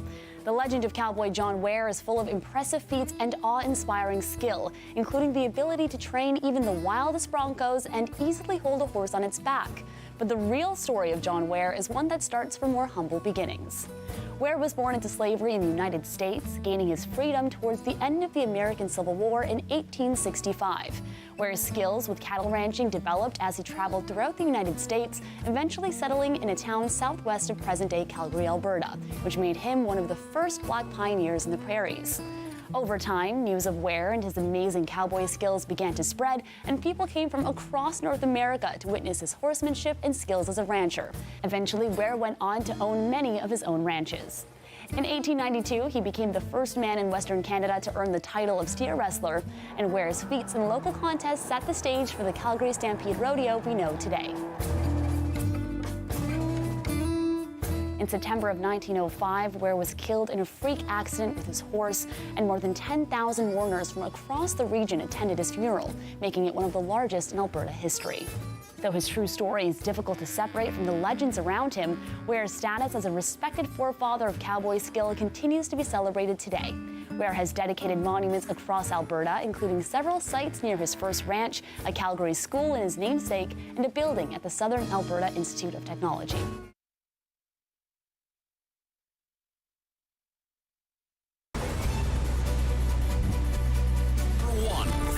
News in Ottawa and the Valley. This is City News, now on 101.1 FM and 1310 AM. It's Wednesday, May 4th. Good morning. I'm Andrew Boyle. Right now in Ottawa, 12 degrees, 11 in Smiths Falls, and here's what's making news in Ottawa and the Valley. A proposed highway, the 413 in southern Ontario, that was at the heart of day one campaign debate. In Ontario, the PC's promising to move ahead. The Liberals and the NDP say they would scrap the idea using money for other projects. Here's City News reporter Richard Southern with the details on this opening battle. Liberal leader Stephen Del Duca is promising to scrap the highway and use the money instead to build schools. But it will be gone, and instead, we will take those $10 billion, your money and mine, and invest it in building 200 new schools across Ontario and repairing 4,500 other schools. That left the door open for Ford to go on the attack. You won't believe this one, but Stephen Del Duca is already vowing to cancel this project. He wants to leave drivers stranded, stuck and separated from their families. It's the pattern learned as Kathleen Wynne's transportation minister. Yeah, so the barbs are already flying here. Highway 413, by the way, would be a 60-kilometer highway linking Milton to Vaughan. NDP leader Andrea Horwath is in Mississauga this morning. She's also pledging to scrap plans for that highway if elected as premier. And Green Party leader Mike Schreiner, he kicked off his campaign earlier this morning at an electric vehicle charging station. Richard Southern, City News. City News time 11:02, and now your forecast. Here's meteorologist Jill Taylor. Any wet weather should come to an end. Partly cloudy, sunshine for the afternoon, the high about 17. Tonight, mainly clear down to just 4 degrees, and tomorrow, sunshine at 18. For today, the high 17. And right now in Ottawa, 12 degrees. In Smiths Falls, it's 11. There are concerns abortion services in our country could be impacted if the U.S. Supreme Court ends up overturning the Roe versus Wade decision, allowing states to abolish or severely restrict abortions. Here's City News Parliament Hill reporter Cormac McSweeney. We've already been hearing warnings about the challenges to accessing abortion services here in Canada, and that could get worse if new restrictions are imposed south of the border. Carolyn Egan with the Ontario Coalition for Abortion Clinics tells us she's already being contacted by Americans wondering about a possible influx, and some clinics here are preparing for it. We support, obviously, anyone seeking to exercise their rights. We'll do everything we can to help. Frederic Chabot with Action Canada for Sexual Health and Rights fears this will only compound the challenges to accessing an abortion in our country. There's going to be increasing wait times and increasing pressure on a healthcare system that is already bursting at the seams. Advocates in the NDP are pushing for the federal government to increase funding and protections for abortion services and crack down on provinces that try to limit them. Cormac McSweeney, Parliament Hill. City News time 11:04. The Ottawa Hospital says continuing pressure on the emergency room and offloading patients from ambulances leading to longer wait times. The hospital said in a statement earlier this morning COVID outbreaks and staffing shortages are leading to longer wait times in the emergency room. The hospital says if you are feeling the need, go to emergency absolutely, but patients will be triaged based on severity of their illness or injury, and there could be longer wait times for full treatment. City News Time 11:04.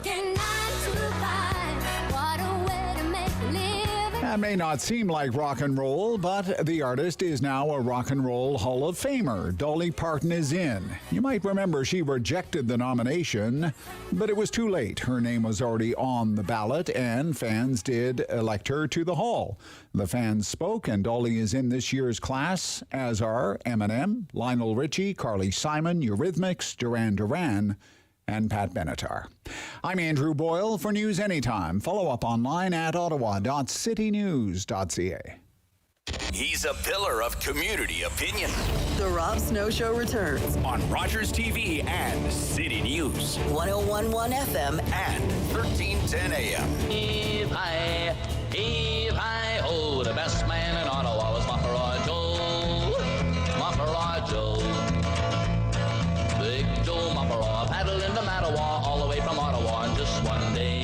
Hey, on the river Ottawa, the best man we ever saw was Big Joe Mapara, the old folks say. Come and listen and I'll tell you what the old folks say. And he say Big Joe had an old pet frog, bigger than a horse, and he barked like a dog. And the only thing quicker than a train upon a track was Big Joe riding on the bullfrog's back. Hey-hi-ho, the best man in Ottawa was Mapara Joe. Mapara Joe. And he say Big Joe used All right, let's get into it. Time for Valley View. Bruce McIntyre is here from the Eganville Leader. Good morning, Bruce. Good morning, Rob. Yes, where we reached you, Bruce? Where are you today? We're in beautiful Whitewater region. Oh, Whitewater. Yeah, it is nice up there. Yeah, it's quite nice. I'm here trying to track down a puppy mill.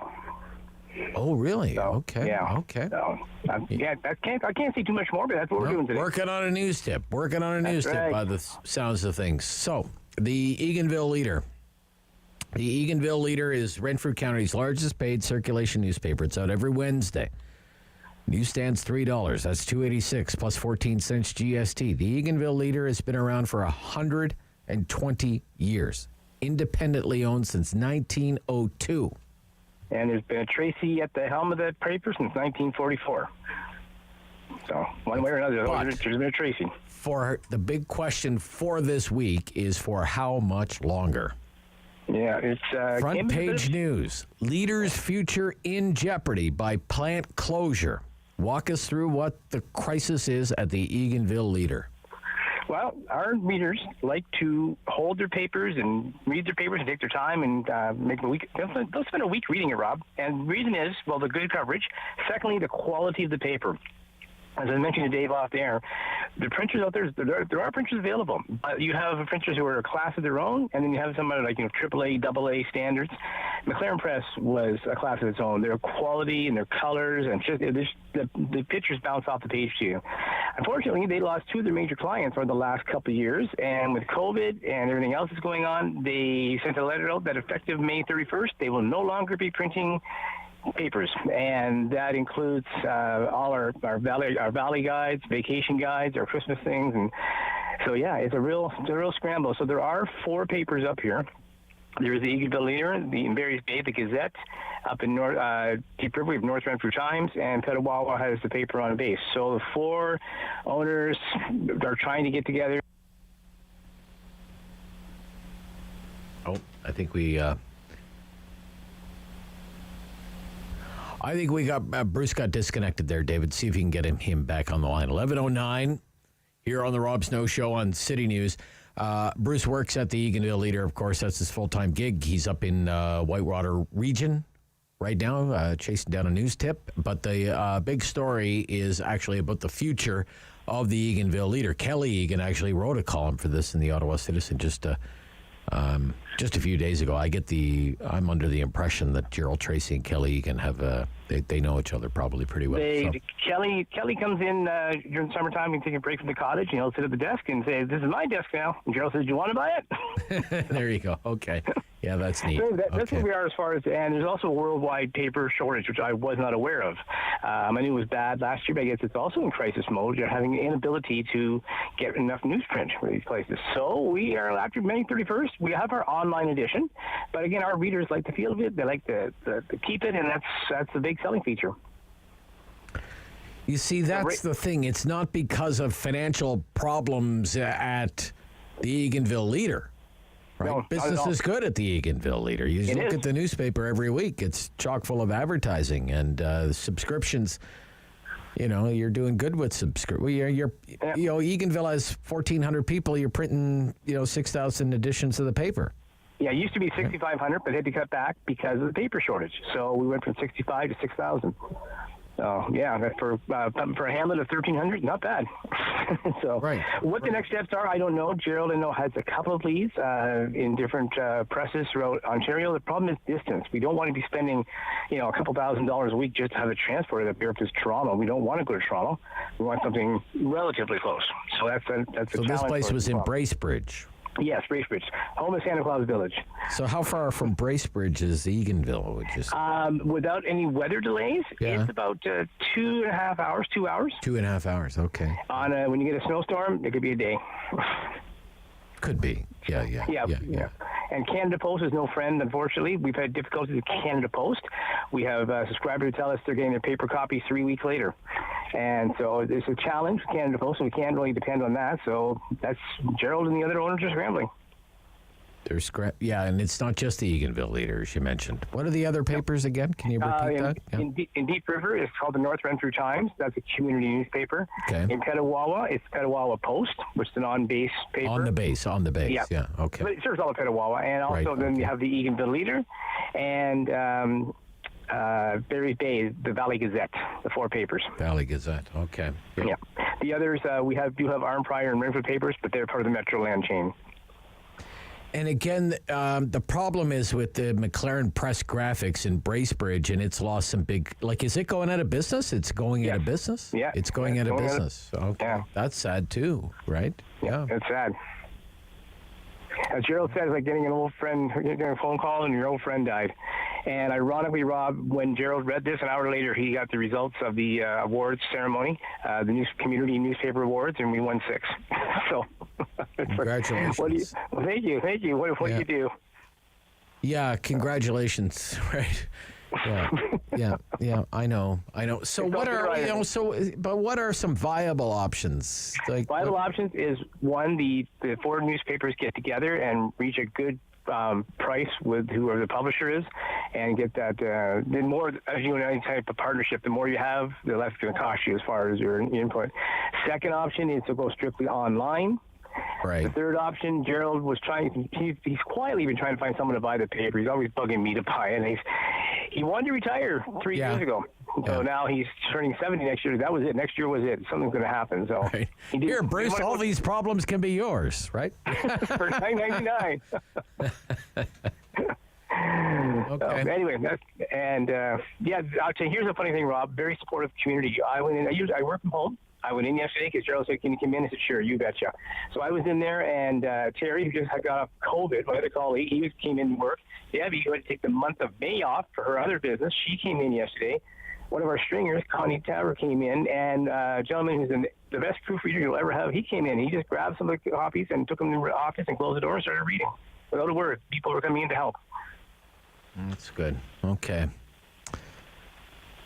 So basically 3 weeks to save the paper, I guess. Yeah.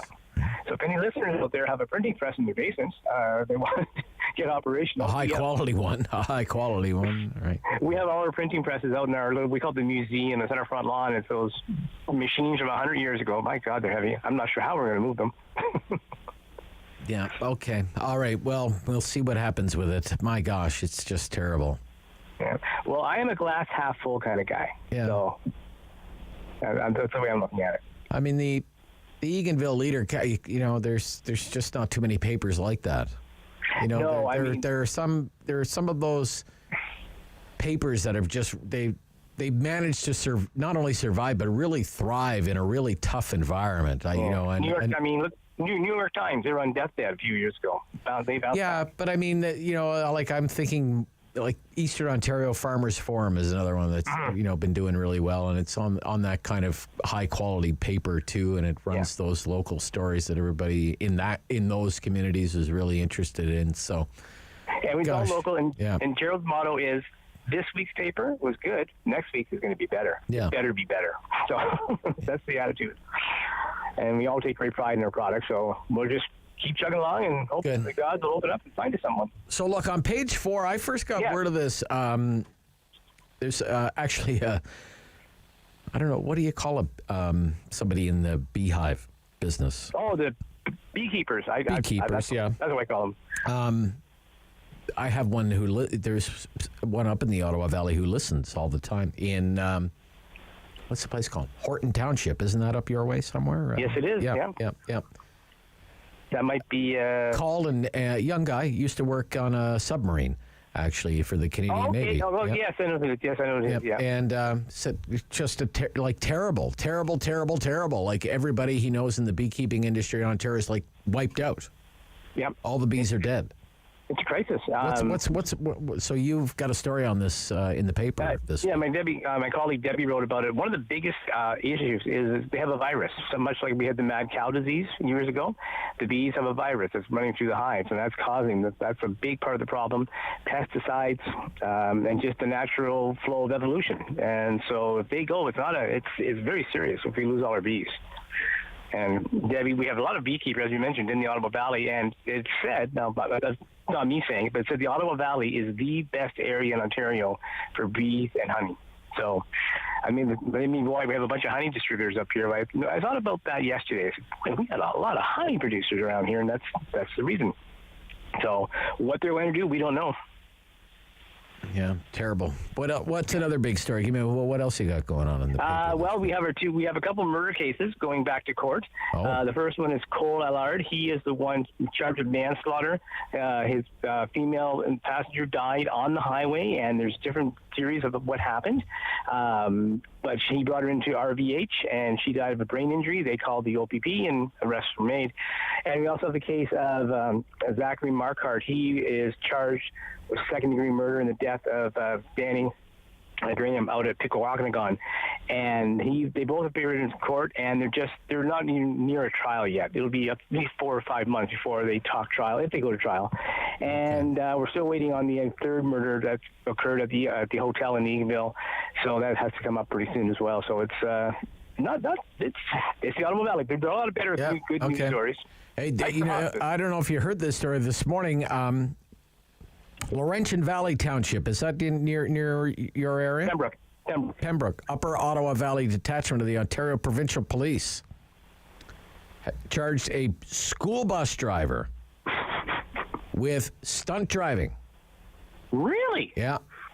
Wow. Yeah. Must have been one of the smaller buses. And the school bus has been impounded.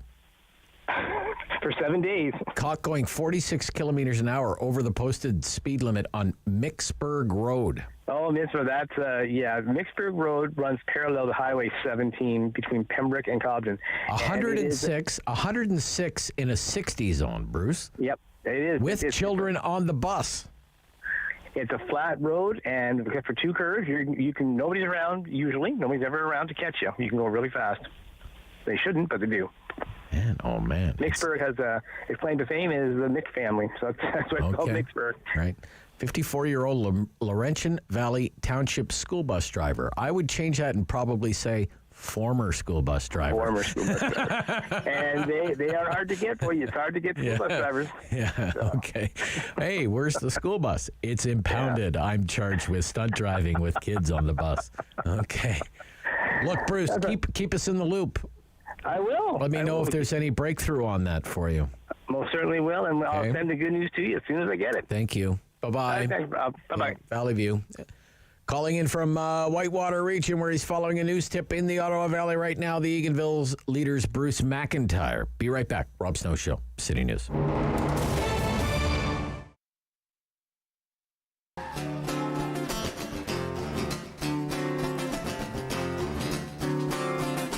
Are you for or against us? We are trying to get somewhere. Looking around for a helping hand. We're doing our best to keep it steady, stop it falling down around us. Armed around each other's shoulders, we go everywhere. Are you in? Are you out? Are you in? Are you out? Are you in? Are you out? Do you care to dance about and shout? John Jack and the boys being a band on a one-night stand. We'll be dancing in the floodlight. Second to none, not even on a bad night. We'll be dancing in the floodlight. Second to none, not even on a bad night. We'll succeed where others failed and stay together many years and watch us take the world by storm. Are you in? Are you out? Do you care to dance about and shout? Don Jack and the boys being a band on a one-night stand. We'll be dancing in the floodlight. Second to none, not even on a bad night. We'll be dancing in the floodlight. Second to none, not even on a bad night. Are you for or against us? We are trying to get somewhere. Looking around for a helping hand. We're doing our best to keep it steady. Stop it falling down around us. Arms around each other's shoulders, we go everywhere. Are you in? Are you out? Are you in? Are you out? Are you in? Are you out? Do you care to dance about and shout? John Jack and the boys being a band on a one-night stand.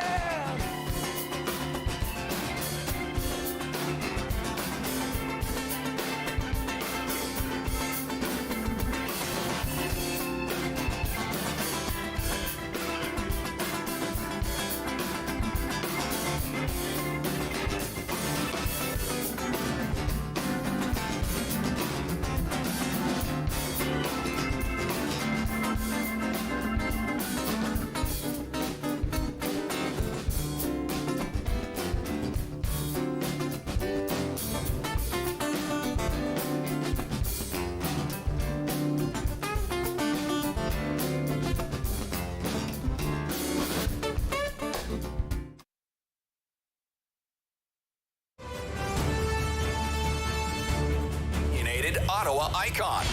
The Rob Snow Show returns on Rogers TV and City News. 101.1 FM and 1310 AM. Talk about public education and the Ontario election campaign already came up this morning on the hustings with Stephen Del Duca saying, I will cancel that highway.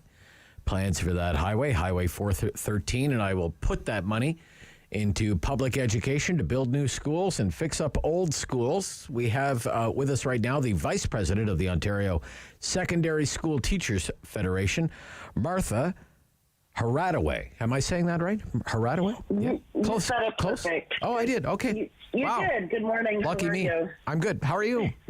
I'm doing good. Okay. Well, let's get to kind of the politics of day one of this Ontario election campaign. Highways versus schools. You're Vice President of the Ontario Secondary School Teachers Federation. I would like to know what you think about this either-or situation, that it either has to be Highway 413 or we either build and fix new schools. What do you think about that? Thank you so much. What I will start off by saying is that this is an absolutely critical election. Okay. We believe, that we need to invest in publicly funded education. What we have seen over the last 4 years with this current government is that they have not prioritized publicly funded education. And, they've continually shortchanged education. And I would say say, public services as a whole. And they clearly have had a complete lack of respect for the work that our members do and for the essential role that public education plays in our society. And, just as we have, as educators, have a duty to serve our students, I think that we've been granted this opportunity as the election kicks off to talk about the lack of investments that this current government has put into publicly funded education. And I would further take that next step and say, as teachers and education workers, it's our duty to protect the publicly funded education system that we have here in Ontario. Okay. Give me an example how the government has underfunded or disrespected, in your opinion, the public education system. Well, I will say that no one in Ontario deserves what Doug Ford and his Conservative Party has given them the past 4 years. Okay. I can talk about many examples, but I will give you, a couple. Just recently, the Financial Accountability Officer had shared that the current state of the school repair backlog here in Ontario is $16.8 billion. Okay. And that's with a B, not billion. Yep, sure. And, what we have seen, if your listeners will remember, just prior to the pandemic, the then Minister of Education, Lisa Thompson, had introduced at the time 27-to-1 staffing cut in public education, the introduction of mandatory online learning. Yep. Throughout the pandemic, we have seen teachers just try to do their best, but school boards implementing hybrid learning where teachers are standing in front of a classroom teaching students in front of them while simultaneously teaching students on a computer. We've seen inadequate funding for our post-secondary education. And, quite frankly, our members are telling us loud and clear that students across this province are still waiting for the social and emotional supports that they need to help them, face their challenges. All right. So it's coming through loud and clear. Not big fans of the Ford PCs. So we've seen the Ontario NDP's platform, haven't seen the Liberal platform yet, but Mr. Del Duca was saying we'll kill this highway, kind of bringing it back to the original question here. We're going to kill this highway and fix up schools.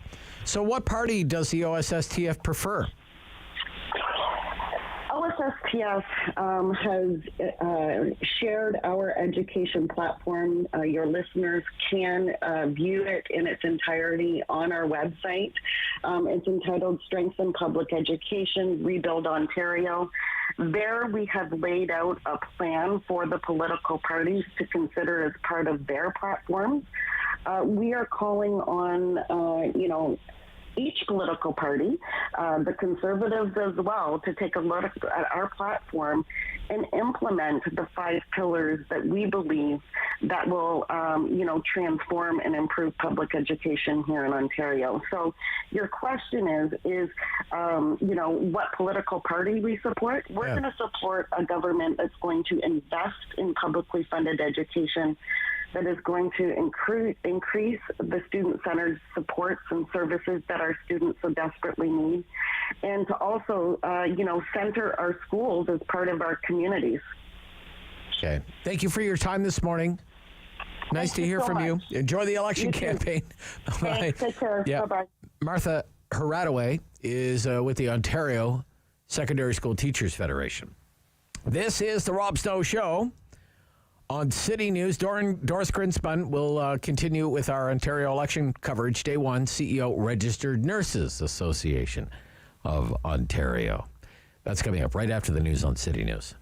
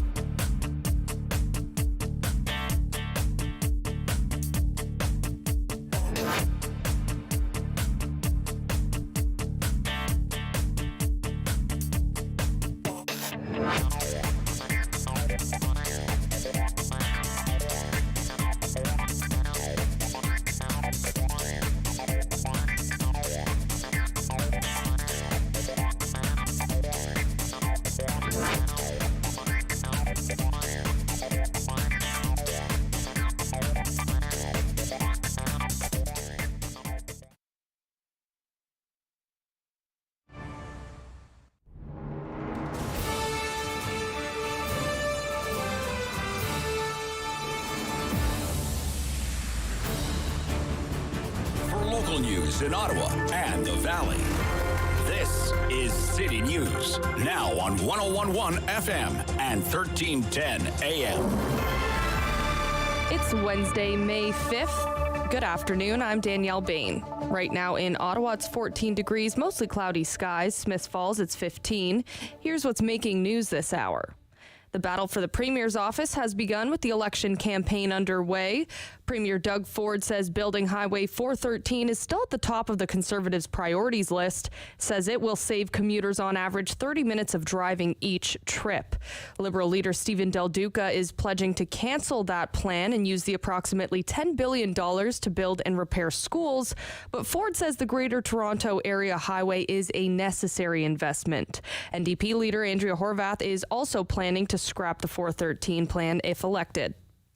Quebec's interim public health director says the province's COVID-19 mask mandate for indoor public spaces will end on May 14th. Dr. Luc Beaulieu made the announcement today in Quebec City. He says masking will remain mandatory on public transportation and in healthcare facilities. The Ottawa Hospital says continuing pressure on its emergency room is leading to longer wait times. The hospital says in a statement this morning, COVID outbreaks and staffing shortages are leading to longer wait times at the emergency room. It says you should still go to that department, but patients will be triaged based on the severity of their injury or illness. There may be longer wait times for full treatment. And in sports, the Toronto Blue Jays suffered a nasty loss to the Yankees last night. New York won 9-1 and have a 2-0 lead in this 3-game series. Jays get one more chance to squeeze out a win against the Yankees tonight. City News Time, 11:32. I'm Danielle Bain for News Anytime. Follow up online at ottawa.citynews.ca. Strong voice. Strong opinions. Rob Snow Show returns on Rogers TV and City News. 101.1 FM and 1310 AM. Doug Ford running for re-election.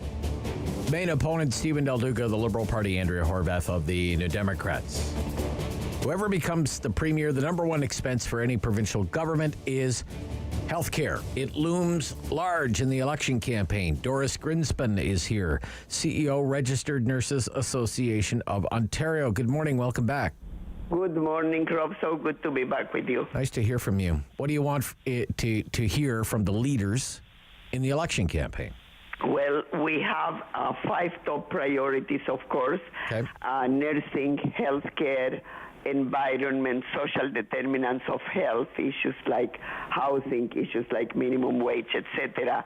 And also, of course, how we will pay for that progressive taxation. But let me focus on the nursing crisis, because whoever is the next leader will need to tackle the nursing crisis, because otherwise surgeries will not get done and other things will continue to be in the back burner.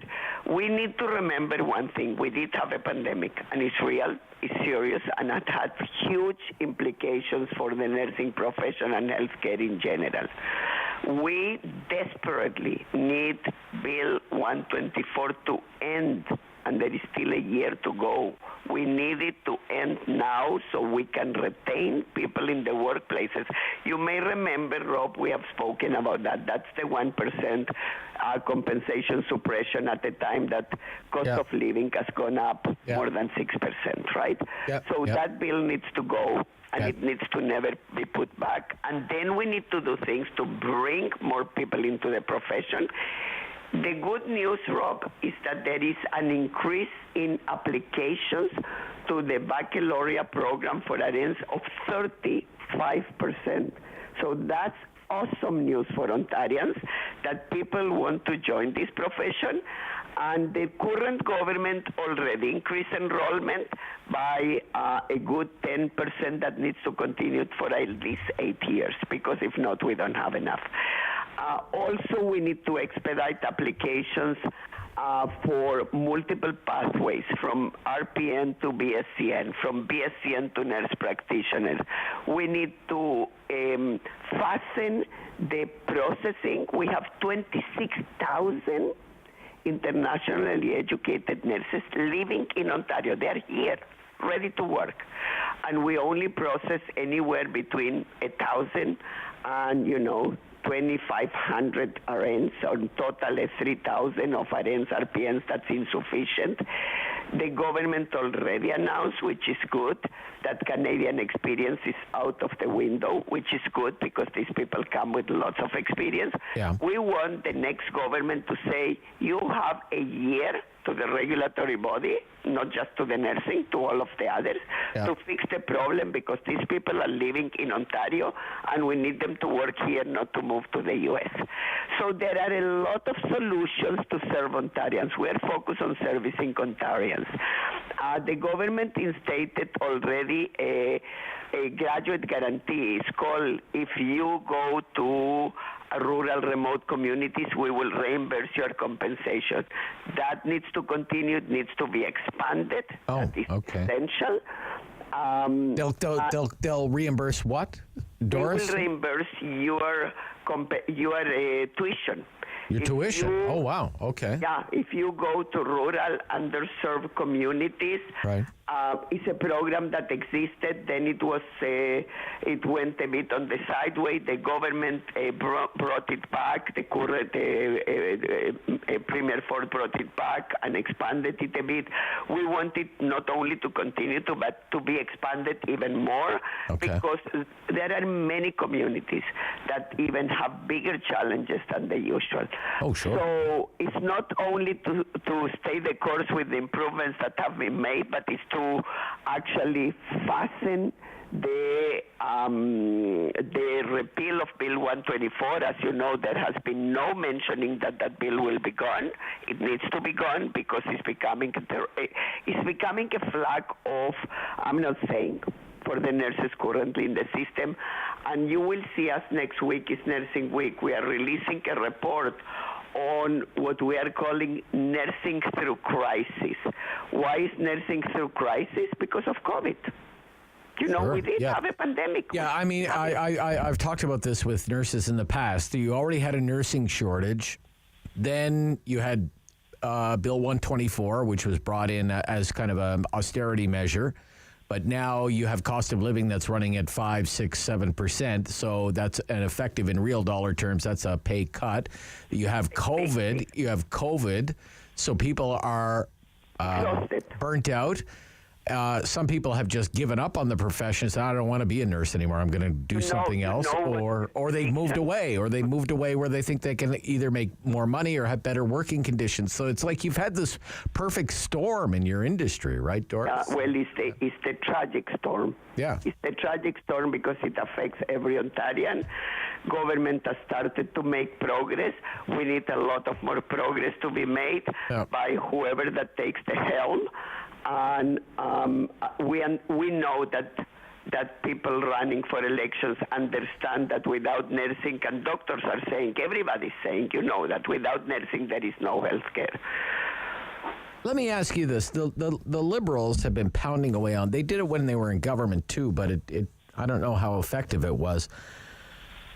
We need to focus less on hospital care, or we need to get people out of hospitals and do home care. We could save so much money if we did home care, which is right. Acute care, hospital care is very expensive, the most expensive kind of health care. People would rather be in their home. Nobody wants to be in the hospital. If we can get care in the home, that'd be great. What are the challenges with nursing care in a home setting, Doris Grinspun? So let me first say this. The current government launched the Ontario Health Teams that as a centerpiece had the issue of community care. The pandemic brought it back to completely, all of us are focused on hospitals because of what happened. Right. The Liberal government has mentioned the priority for home care.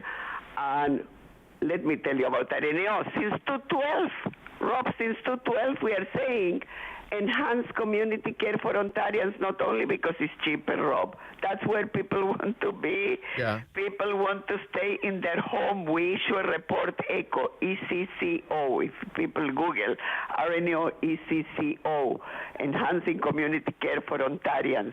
2012, we issue it. 2014, we issue it. 2020, we issue it. With the pandemic in front of us, we said we need, even during the pandemic, to focus on community care. What did we do instead? Community care, home care in particular, was decimated during the pandemic. Why? Because surgeries were canceled, if you remember, right? Yep. And hospital care, it was the centerpiece, and long-term care, and then public health when the vaccination became more and more urgent, right, and available. And then all the home care nurses gravitated. They didn't have work in home care. They gravitated to all those other sectors. Interesting. So it's empty-handed now. So we need to rebuild. We need to rebuild community care. People want to live at home, not in a hospital. And it's doable, and many other countries are doing it. Instead of building more and more and more long-term care, which we need, but not, let's build also more and more and more home care, because even older persons, they don't want to go to a nursing home, many of them, if they had the possibility of staying at home. Yeah. Okay. You mentioned something interesting, and I want you to tell me a little bit about what you mean when you talk about the social determinants for a healthy society. Tell me what kind of things you're talking about there, Doris. Yeah. Social and environmental determinants. Okay. So let's start with social determinants. If you don't have a home, a roof over your head, if you don't have food to put on the table, if you don't have the basic necessities of life, is well known that illness strikes more. That's simple. Okay. That's simple. That's why it's called social determinants of health. If you don't have them, you end up ill. So it's critical. It's absolutely critical. The issue of accessible, affordable housing. We need an accessible, affordable housing plan, and we set how much money even. We need the issue of support for rent subsidies. We are asking for 10,000 units per year of what we are calling accessible, affordable, supportive housing. Federal government wants to partner, go with the federal government. In fact, we have been pushing, and to a certain extent successfully, to a certain extent no, Premier Ford on the issue of long-term care. Push the feds, let's work with them, let's get money from them. Remember, transfer payments have decreased. So let's ask for more money from the feds, but let's use it targeted to long-term care staffing that is essential, targeted to more accessible supportive housing, targeted to childcare. Well, childcare started with the feds now, right? So that's what we call social determinants, the creation of an indigenous-led urban and rural indigenous housing strategy. We need one urgently. And then comes all the issue of ending the chronic homelessness that we have. We are asking for 3,000 units of supportive housing because we have a chronic homelessness, and that needs to end. And with 3,000 units of supportive housing, it can end, in fact, by 2026. And we are saying, let's do it, because you don't pay it in housing, you pay it in human suffering, and you pay it also in illness, because we do take care of ill people, right? Right. So let's prevent the illness, and let's create happiness instead of illness, and dignity for people. The issue of sick days, we are asking for the 10 permanent sick days for all employees. Remember, you may have sick days, I may have sick days, but many people don't have sick days if they are in precarious employment, if they are casuals, if they are, Sure. They don't have sick days. Okay. So during this pandemic, many of them were going work sick until the feds put that benefit, but that will not last forever, right? Childcare, now that is moving along, so that's beautiful thanks to the federal government. We are also saying on indigenous health and for indigenous people to continue to act to ensure the 94 calls for the truth and reconciliation, the action calls. Sure. That's more of a federal responsibility, though. Yes, but right? clean water, we need to partner and we need to do it. Yeah, okay. All right. Ping pong ball needs to stop. The issues of environment, right? You were talking before highways versus public transportation, for example, right? Well, highways versus all schools. for aspects of environment or on social determinants that will help the collective attain healthier, more dignified, and better lives. If it's for one, it's for the entire community. And then we will get ahead and we will spend less money on illness and more money on wellness. Okay. Thank you, Doris Grinspun. Hope to have you back during the campaign. Thank you. Yeah, bye-bye. Doris Grinspun. And by the way, we have 8 nurses running. 8 nurses okay. All right. running for all parties. There you go. Okay, excellent. Thank you, Doris. Bye-bye. Registered Nurses Association of Ontario head Doris Grinspun on what a very long list of what they want to hear about in the election campaign. When we come back, Darrell Bricker from Ipsos, new poll out today. Ford PCs, a lead that is widening over the Liberals in second place in a close race for second place. We'll talk about it when we come back. Rob Snow Show, City News.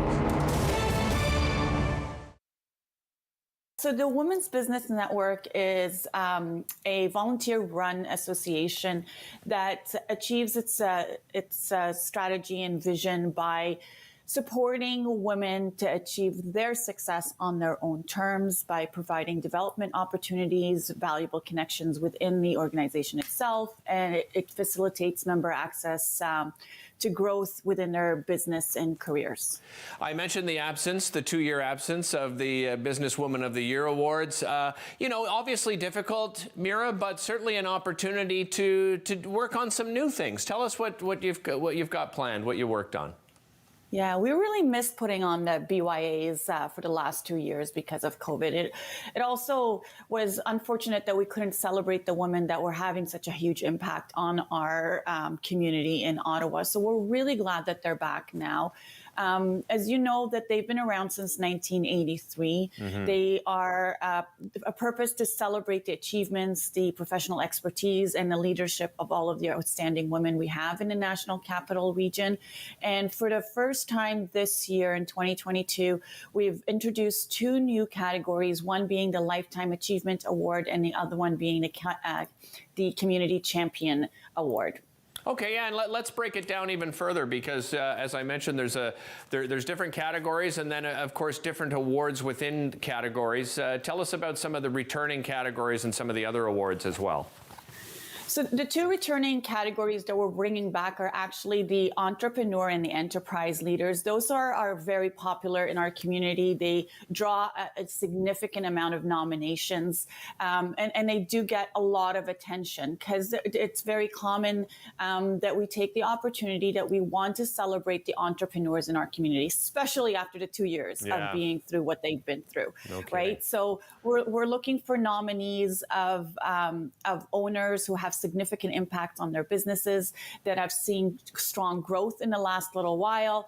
And one of the things that we did do to revamp this award was we dissected it into 3 subcategories based on the term that the individuals have been in business for. So you've got from startups that have been around for 1 to 3 years, then we've got the emerging entrepreneurs 3 to 7, and the established entrepreneurs for 7 years and above. So there's really going to be 3 awards or 3 winners within the entrepreneur category itself.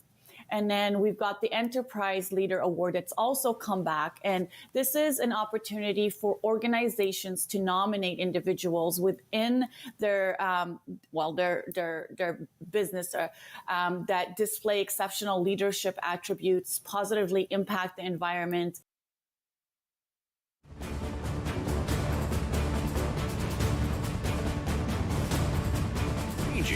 So keep up with Rob. The Rob Snow Show returns on Rogers TV and City News, 101.1 FM and 1310 AM.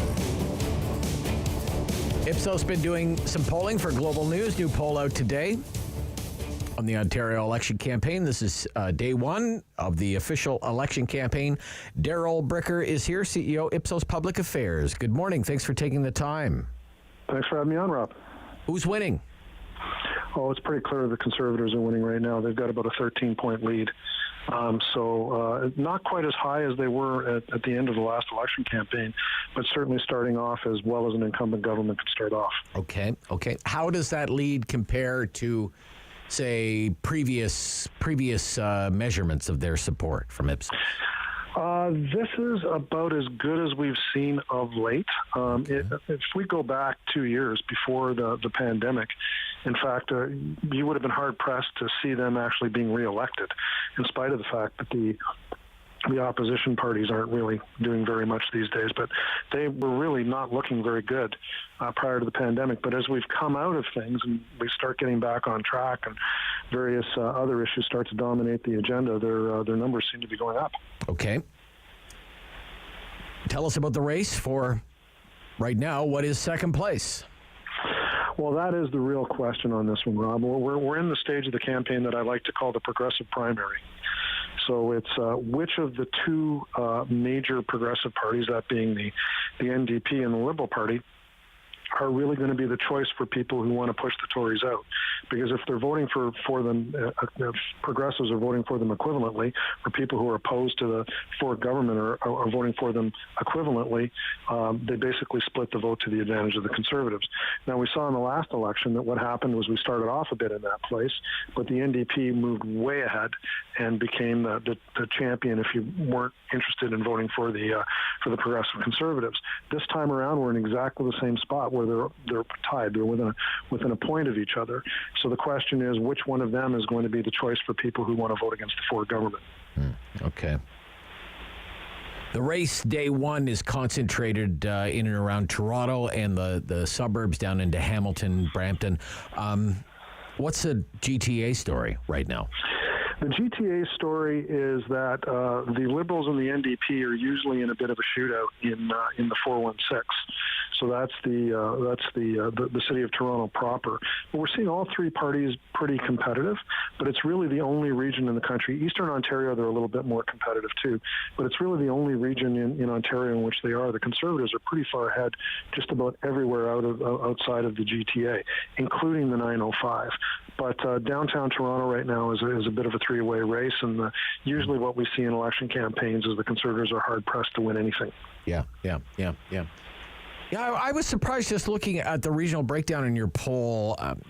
that the Liberals are in third place here in Eastern Ontario, because even during the wipeout 4 years ago, the Liberals did pretty well here in Eastern Ontario. So. Yeah, I think when you start looking at the regional numbers, sometimes what ends up happening is that they don't necessarily pick up the specifics of what's happening in some individual seats where a specific party might have a bit of strength. Yeah. So it tends to get washed out by what's happening.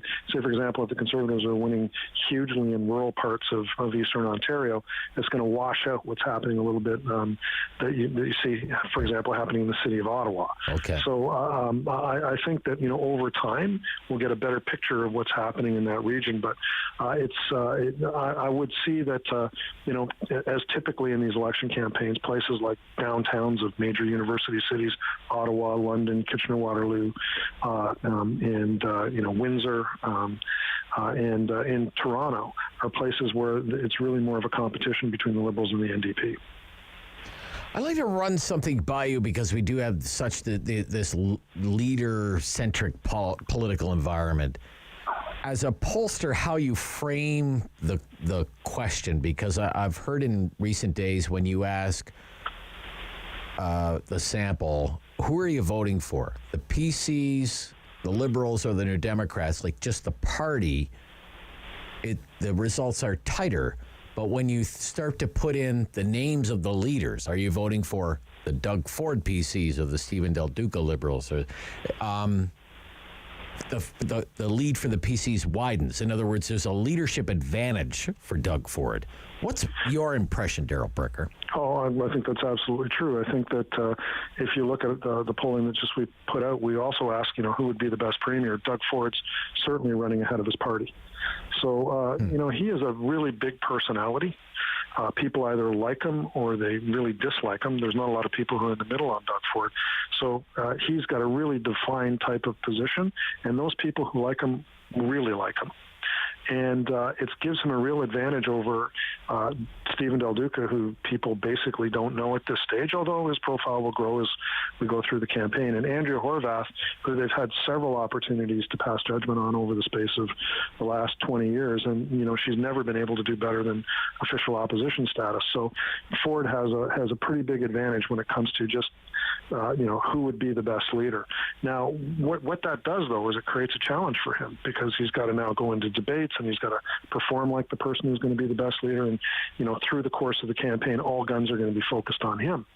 So how is he going to perform under this type of pressure? Last time around, he didn't really have that. It was, people wanted change, and that was it. Yeah. And he was the biggest option for change, and he had that going for him. Now he's got a record. He's got people who are somewhat divided on him, although he tends to be more positive than negative. Let's see how he gets through the campaign. Okay. Let's see how everyone gets through the campaign. It's going to be a race to the finish line. Thank you, Darrell Bricker. My pleasure. Yeah, thanks for having me. bye-bye. Yeah, the CEO, Ipsos Public Affairs, that latest poll for Global News. I'm Rob Snow. That's it for the Rob Snow Show for today. Derek Fage standing by in again for Sam LaPrade today, who continues her work in Las Vegas. Sam will be back next week, and I'll be back tomorrow right after the 9 o'clock news on City News. The Rob Snow Show. Weekdays 9 to noon on Rogers TV and City News. 101.1 FM and 1310 AM. Number one for local news in Ottawa and the Valley.